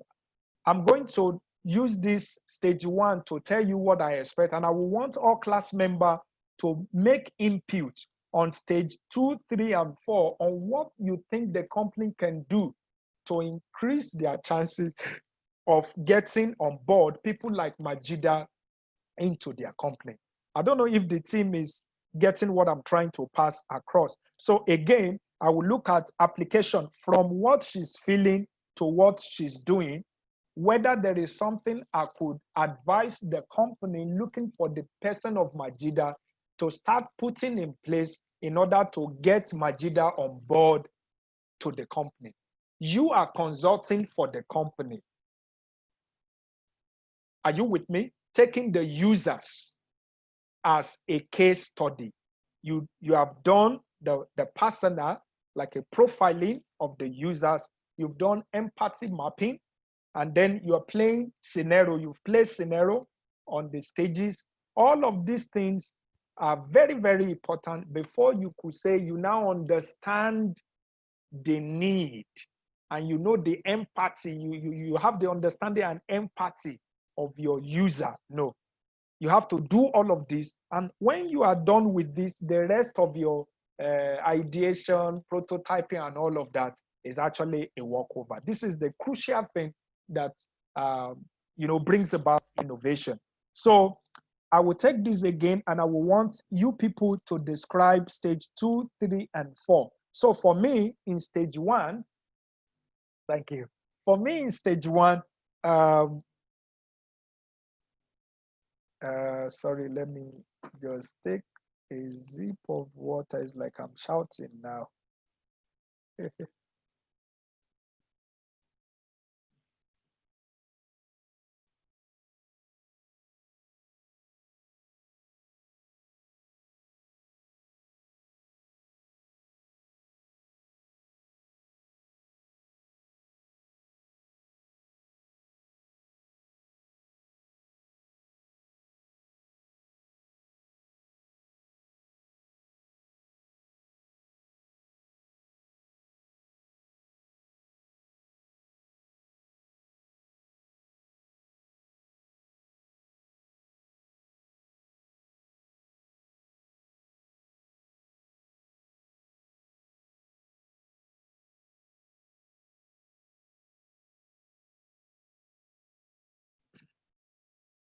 Sorry, I just have to zip water. So I'm back. Where's my slide? Okay. Yeah, I'm running out of time, but I quickly want us to understand it, then I'll just leave you. So from me, stage 1, Majida is anxious. This feeling, could it be attributed to something? I think I can find why she's anxious. She's anxious because of so many things. In her mind, she's thinking whether she's good enough for the job. Maybe that's why she's anxious. She's anxious because whether this will be, whether at this the right company for her. She's anxious if her resume is well written. So, but what can you do from the company side to help Majida feel relaxed? I will work on profiling the company so that at one stop, Majida can see that this company is interested in young people, and this company has a lot of career growth to offer. That kind of a thing will be your own idea, some of the things you can start thinking of to bring improvement to your company. Then what is she doing? Majida is following up, on job application. She's searching for opportunities online. So you want to also be sure that your company pitch online in order to have access to people like Majida. So, and your company is in every networking section related to that work, maybe every digital technology conference. Let your company also go there to network, because Majida does is to go for networking, and she attend program, conferences, boot camp, where potential employer that employ people with digital technology skills usually come to pitch. So Majida go to such meetings to network. So you can see from Majida's profiling what you can start suggesting to the company to do in order to attract people like Majida to the company. So I want somebody to pick the second stage, looking at the assessment, what can the company do on the assessment and selection stages that will, impress people like Majida. Yes, who is talking to me? Please, let's be fast, because I have to rush through disruptive thinking. If this is what you take home from here, I'll be very happy.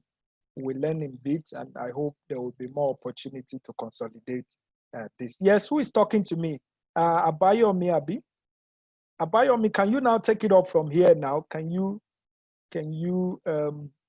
or anybody who wants to describe what we can pick from this scenario? Yes.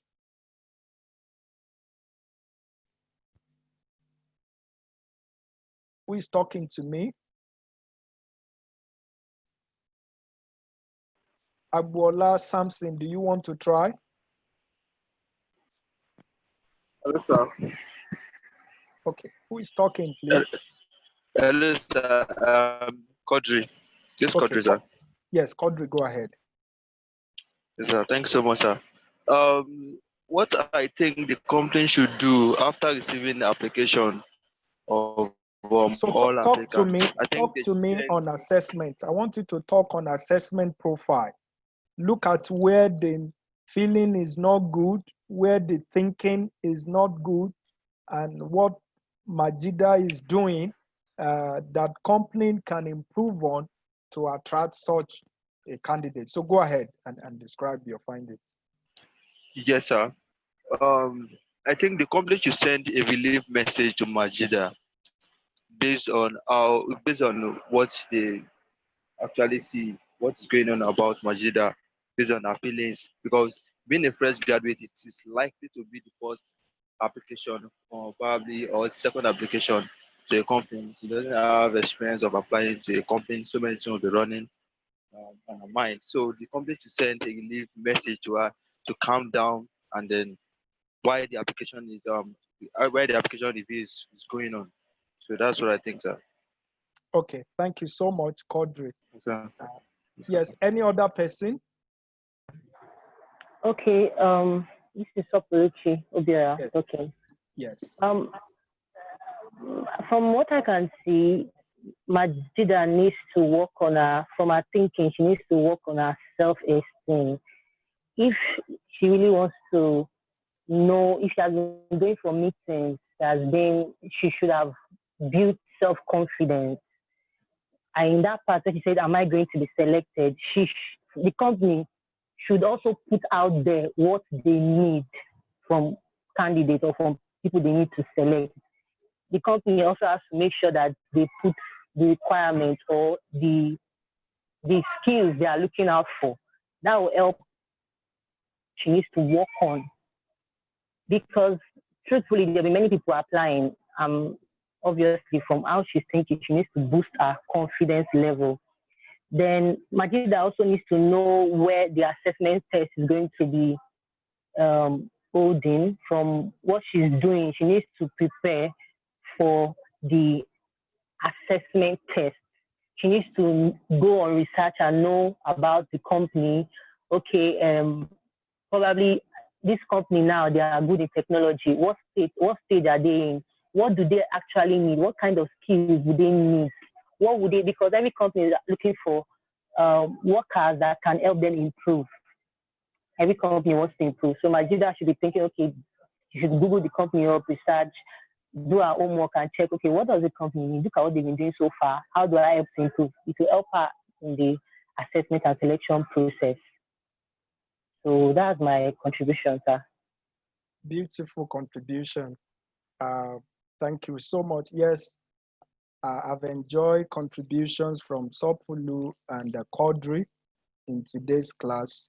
I still wish to give two more people opportunity to, give their comments before I wrap it up, and then I have to rush the next thing. Yes, definitely Kodri and Sopulu will get data bonus from me.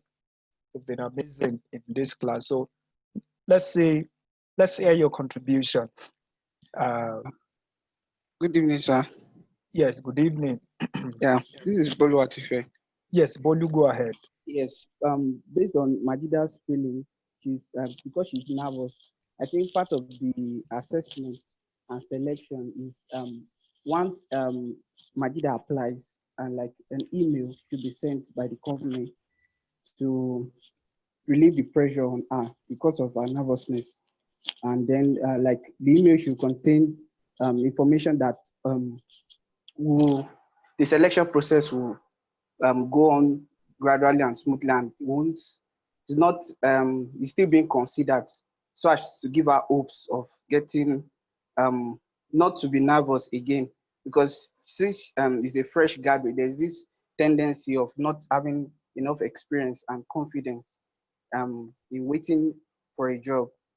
And on our thinking, also part of the emails and the information on the company profile should involve the date of the assessment, the selection, the information Majida needs, and then the information concerning the assessment period and the period where employers will be employed, so that Majida can be also informed, because in her thinking, she's thinking when she will start, then the job security.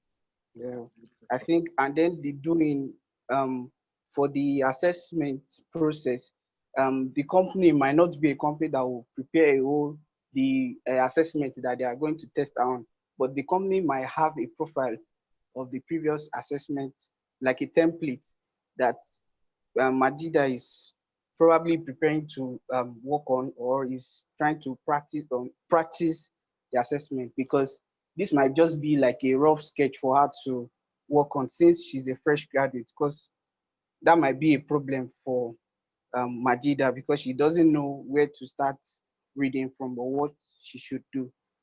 And I think that's my thing. Okay.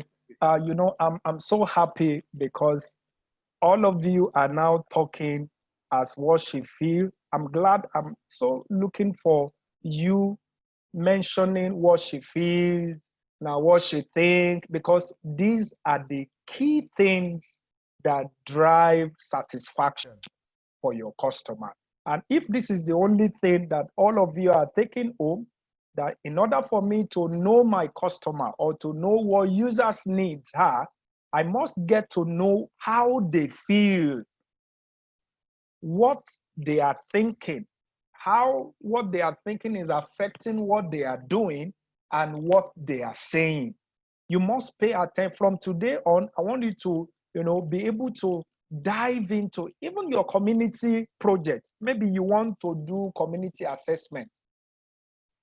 And for you, you're thinking community A, children are not going to school.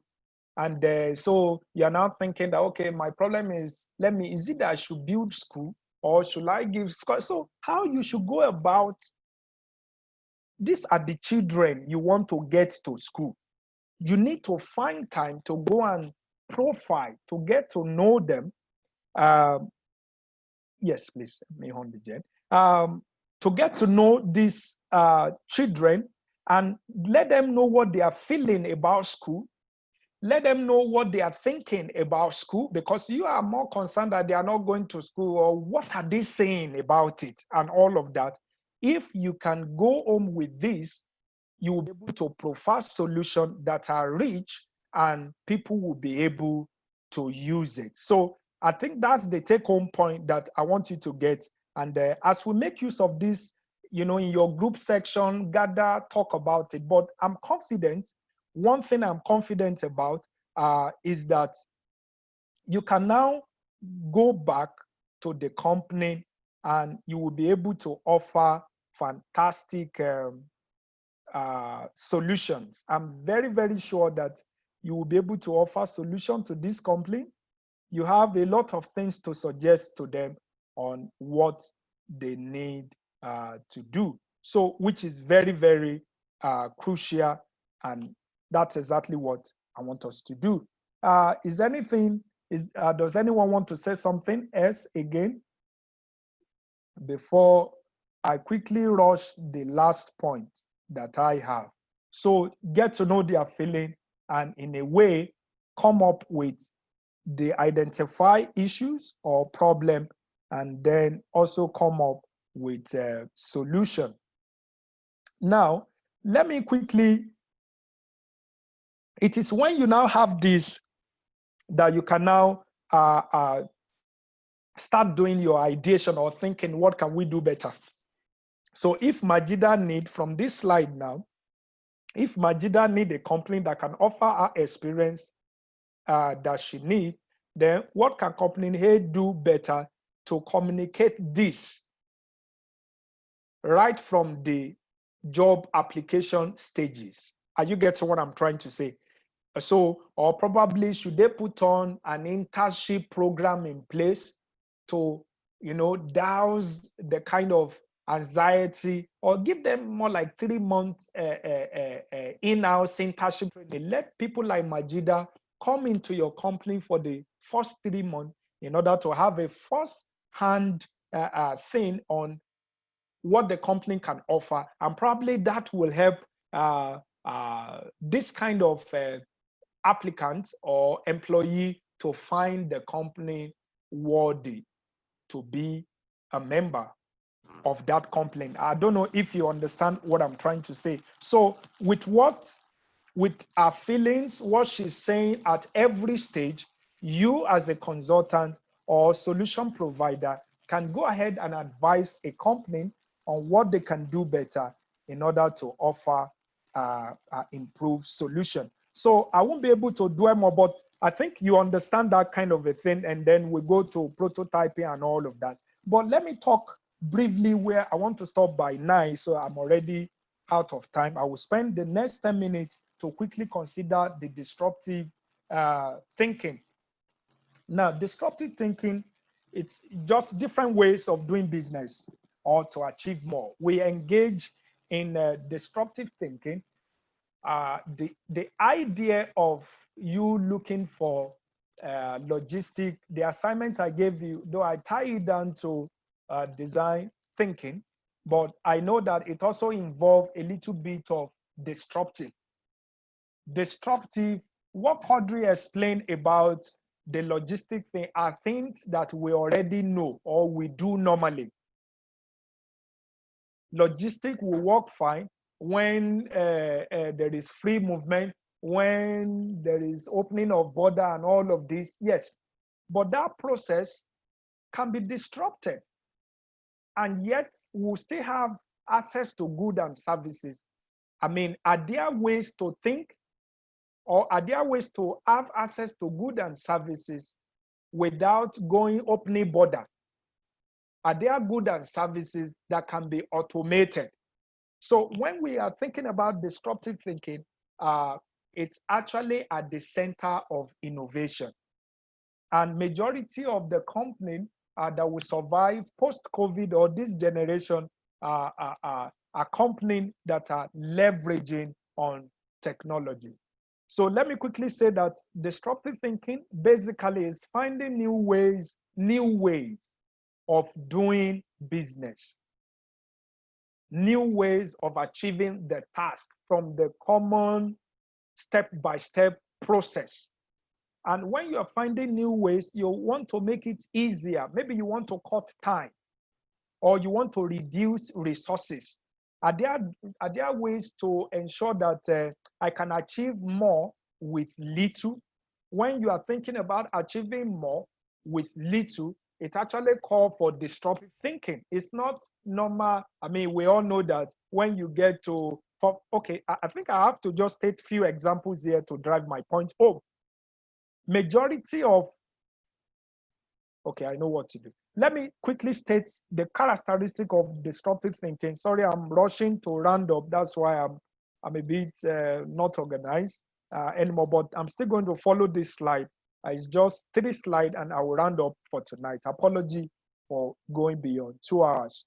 Now, disruptive thinking is finding new ways of doing business. For example, blue ocean and red ocean strategy. How many of us are familiar with blue ocean and red ocean strategy of business? Anyone? So like I said, I'm giving Sopulu, Kodri, and Ayomide data. Maybe one more person who will tell me the difference between red and blue ocean strategy of doing business. What is the concept of blue ocean and red ocean? Yes. Final? Don't use your lifeline, or don't press Google. I'm looking at you.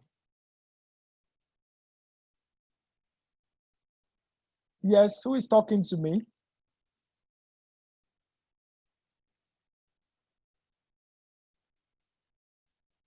I hope I'm still audible, sir. Can you hear me?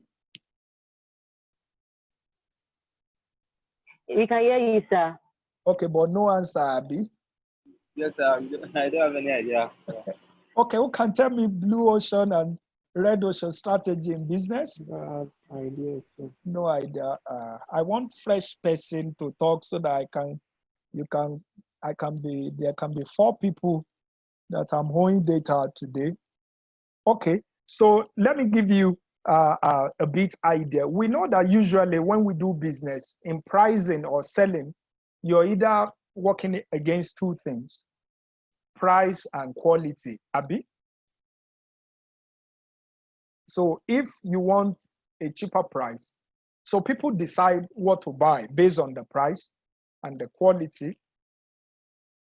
That's typically, and that's define the market share. So for example, Apple and Samsung and Techno, people, such products are in the market and their customer patronize them. They're actually struggling to get customer by pitching the quality and the price. So Techno will tell you that I can give you a low price and still perform the function, that basic function that, what is it called, Samsung phone can do. Samsung will tell you that, hey, if you want your picture to be exact photocopy, follow, then we have your back. And because you're going for quality picture and all of that, you have to pay more. So in market share, it is between price and what? And quality. That's red ocean strategy. But blue ocean means having a new customer, people who are not buying your product, people who don't need to buy phone before. You now create, you win them into your market. So they are not competing between price and what? And quality. They are generating new market entirely.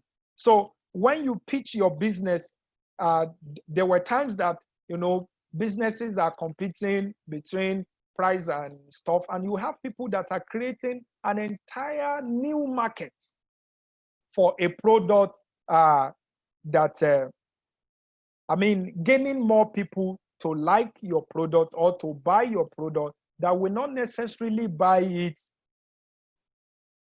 on a normal day. And let me give you an example. I read about this wine company. So usually, all these, what is it called? Initially, all this drink that we used to drink, it's not packaged.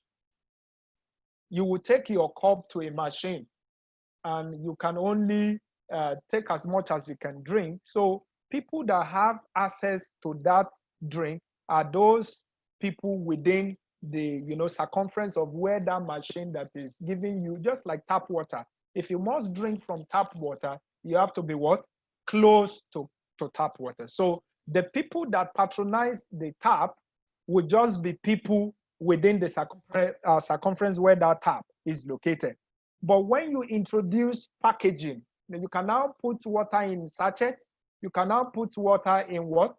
In bottles and all. So people who normally will not come to access water from your tap can now have access to the water by introducing packaging. Something that can, store this thing and then you can transport it. So when you begin to think in the sense that, okay, I want to do something. I remember when wine is being introduced to birthday. Wine naturally is being served in a meeting before. They now look for another fora where wine can be served. So people who don't naturally buy wine are now patronizing your product. So if you want to think about something to innovate, you can start thinking about who are the people that will not naturally buy this thing. What can I do to make them now start buying our product? Probably by offer value. It could be packaging. It could be what you can combine. For example, I can now see, I'm seeing a speaker. I'm seeing a speaker with a Bluetooth that has touch. I don't know whether you get what I'm trying to say. People who don't want to buy touch, but because of the speaker, embedded in it, they now have access to your good. So when you want to take blue ocean, if you want to use blue ocean strategy or red ocean is choked already. People are just doing price quality, but you can innovate to start a new market. Penetrate new market that doesn't exist, and that's what blue ocean strategy try to do. Now, disruptive thinking, for example, is platform and shared economy. There were times that I was reading that supermarket, the concept of what is this big farm this supermarket that you and I would just take a basket and you go and pick. Do you know that there were times that people will have to address to your need? Just like a pharmaceutical store. You know that in pharmaceutical store, no matter the queue, you have to queue, Abi, because one person will have to attend to your need. You are not permitted to go and be picking drugs on the shelf and stuff like that. Do you know that the way they do business before, it's brick and stone. You have to enter into a supermarket before you can buy a thing. But when they introduce platform economy, people can now order. That's why you are doing, what are they doing again? All these e-commerce, GG, all these things that you are doing. is a platform economy. That's a is a product of disruptive thinking. That people don't have to get to a store. People don't have to get to a market before they purchase goods and get them delivered. So that's a platform. So from bricks and stone, we move to a platform economy. Then these days now, people don't even want to own a shop again. There's now what they call shared economy. We are moving from bricks and stone to platform economy where you just order things and, Facebook, all these things are platform. Then we are now going into shared economy. People believe that, okay, I don't need to own a thing. I can also have access to it when I need it. And the concept of Uber thing, share ride. So I'm going to work. I don't have to own a car. And even if I own a car, I don't have to bear the cost alone. Just with one app, we can share the burden. You come on board, let me pick you from it. And people are using, there are technologies that are now available. In fact, the world is moving into shared economy now. I want you to really go and find out. These are disruptive products that comes up as a product of a disruptive thinking. Finding different ways to doing business and to achieve more. One thing that is the hallmark of disruptive thinking is that it is usually enhanced by technology. There's nothing like disruption without technology.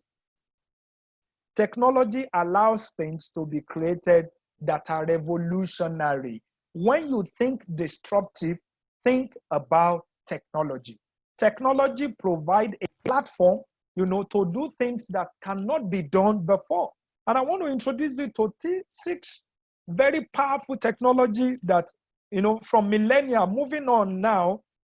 If you are not familiar with this technology, you are living, you are not a leader. You can't even be a leader. Your time is now, your days are numbered. Let me just tell you that. Because you cannot be effective.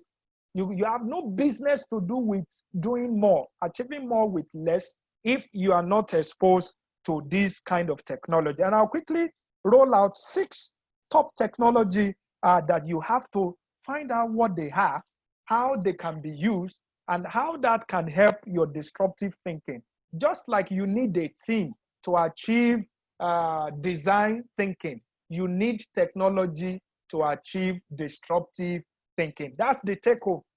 That's the take-home. Just when you need a team, technology is the hallmark of disruptive thinking. And I quickly want you to get to know these 6 technologies that are ravaging the world now. You get to know what they offer, how they offer more, and how you can deploy them, in your solution, in the solution that you're trying to provide. I have robotic process automation. Any task now that is repetitive can be automated. You don't need a secretary again. If you're still planning to be secretary somewhere, you're wasting you will soon lose your job. Because anything that human does repetitively with robotic process automation, you can automate it. And how do you learn about this? I have 3 tools, valuable tools that you can learn from. You can learn Blue Prism. They are very simple things, app that you can start spending your time to know automation. Through Blue Prism, UiPath, and automation anywhere. These are 3 valuable tools that can help you to learn robotic process automation. Now, there is also artificial intelligence. Artificial intelligence, machine now learn things. We train machine to be able to learn things and help us do our work and even do it more faster and more accurate. The issue of coming up with diagnostic now, any diagnostic equipment through artificial intelligence, you can develop a diagnostic equipment with the artificial intelligence technology. And I want to introduce you to this IBM Digital, this thing, Nation Africa. It's more like IBM is using it to build capacity of African nation, and it's free. You can do this course. All these courses are there for free on this IBM Digital. they are very good in technology, and you can be exposed to these technologies that I highlighted in blue. You can do it. Just type IBM Digital Nation Africa. It's even an app. You can have the Android app and start learning on the go. Very, very important. Find out what artificial intelligence can do to the innovation and what you are trying to achieve. Sorry, I'm rushing. Blockchain technology. In logistics now, blockchain technology is the key. How do you know whether the drug you apply for is original? Maybe somebody adulterated, maybe it's an adulterated product or not. Right from the manufacturer, you can track how drug move from the manufacturer to the person, to the end user. And you're doing it in a very transparent and within a secure platform using blockchain technology. How do you ensure that your food is safe? How do you ensure that your food, you curb wastage, in your food? Find out how blockchain technology is revolutionizing the agri sector, the earth sector, and honestly, you will be better positioned as a leader for the future. How in earth, all this technology have application in all sectors. How about 3D printing? 3D printing now is being used even to give, like, for example, many of us just buy a shoe. You have to be testing your shoe in the market to know whether it's your size or not. No, 3D can customize anything for you. To take your precision, it will take your details. You can use it. I'm thinking about using 3D for prosthetics. I now stumble on app that can help me. The 3D machine is there. With the app installed on a computer, I can create arm for amputees and get them on board. That's how me personally is exploring 3D printing, to be able to give assistive technology to people that have lost one of the, whether arm or leg, and if we can make them work better. What about data science and analytics, predictive science? I just read a brief account of a company that is using data science and analytics to advise whether your building will consume more energy or not. How do I know that this house is even consuming more energy than necessary? How do I know the material, that can be deployed to help manufacturer arrange resources that will be more like environmental friendly building? They are applying data science to it. Data science is also used for trend, to know whether a patient will be exposed to like asthma patient. Now, I just watched also a documentary how one organization is using data science and analytics to be able to, using the wind and the season, whether raining, the wind and all of that, they are using it to, advise asthma patient on where to go, what to do, and all of that. We have fantastic application.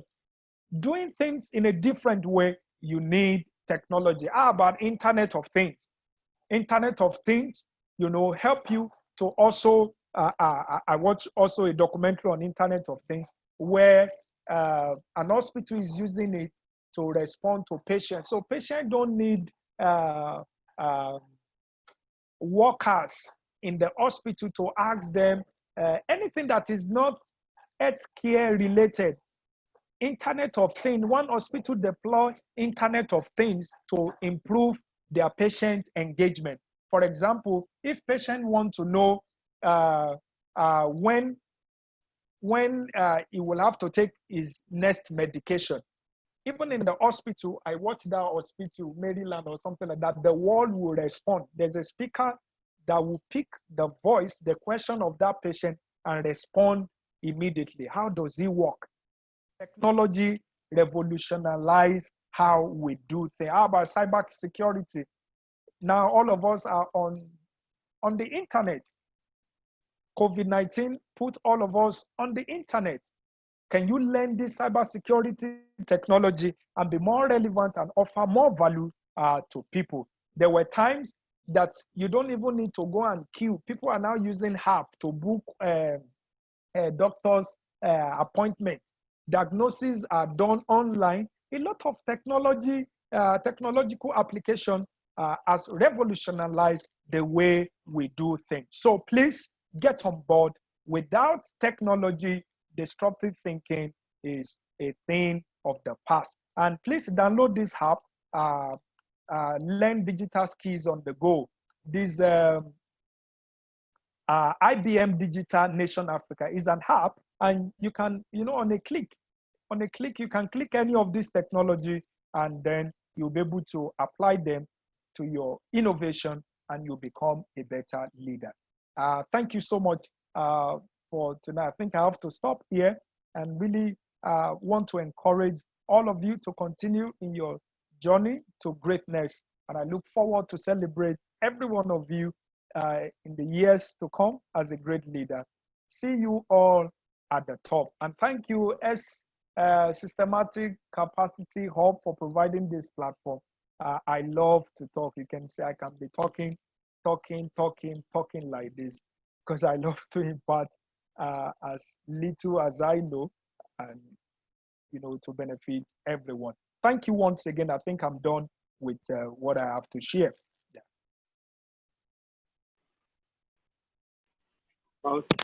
Wow. Thank you so much, sir. We are very grateful for all these advice, all these lectures. We are very grateful. I can say one or two values have been added to me. But at this point, I don't know if any of us has any question to ask before we session, please.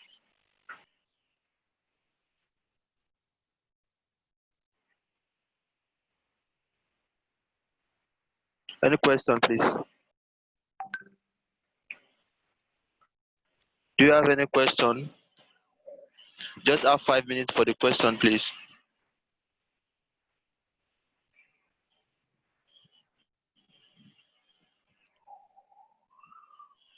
Are we still together? Yeah, it is no questions from my hand.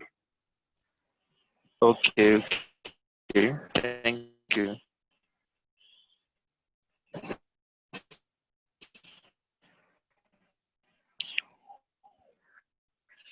Okay.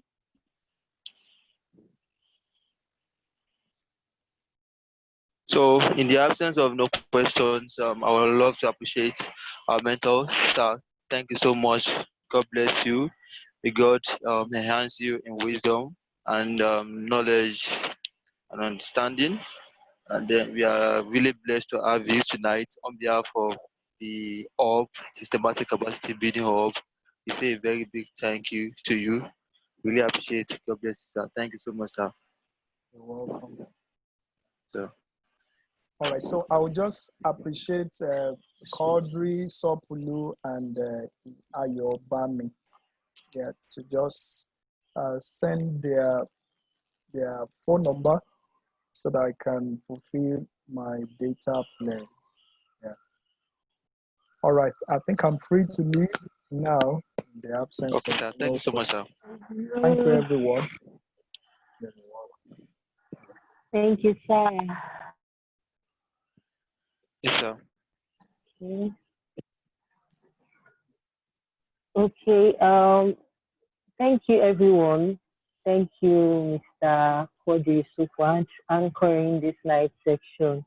Just quick announcement for all of us. I don't know if you can hear me. Can you unmute your mic and let me know? I don't know if you can hear me. Can we hear me? Yes. I can hear you. Yes, hear you. Okay. Thank you, everyone. I believe everybody has been arranged, or everybody has been put in a team. Is there anybody here that does not have a team he or she is working with? Anyone?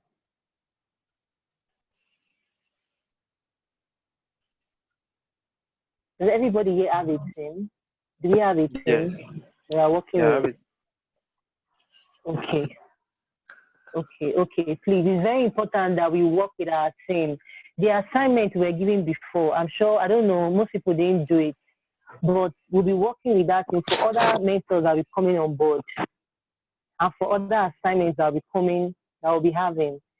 Please, it's very important. You can create a group chat. I have created a WhatsApp group chat for my own team, and we've started work already. So it is important that everybody here works with their team. That is the best way to gain so much from this training. It's good to work as an individual, but it will also be better to work with a team, rub minds together. As you can see from what we learned today, there's so much we can get from teamwork. And we'll be going back to Twitter and Instagram to share what we learned from tonight's section. It is very important. Let them know, let people know that we're actually gaining much from this platform. Our communications team will post the content that we need to publicize, how we are going to put it on. So you don't have to rack your brain about, okay, what am I going to type? I know many of us are very creative content developers. You can also create your own content.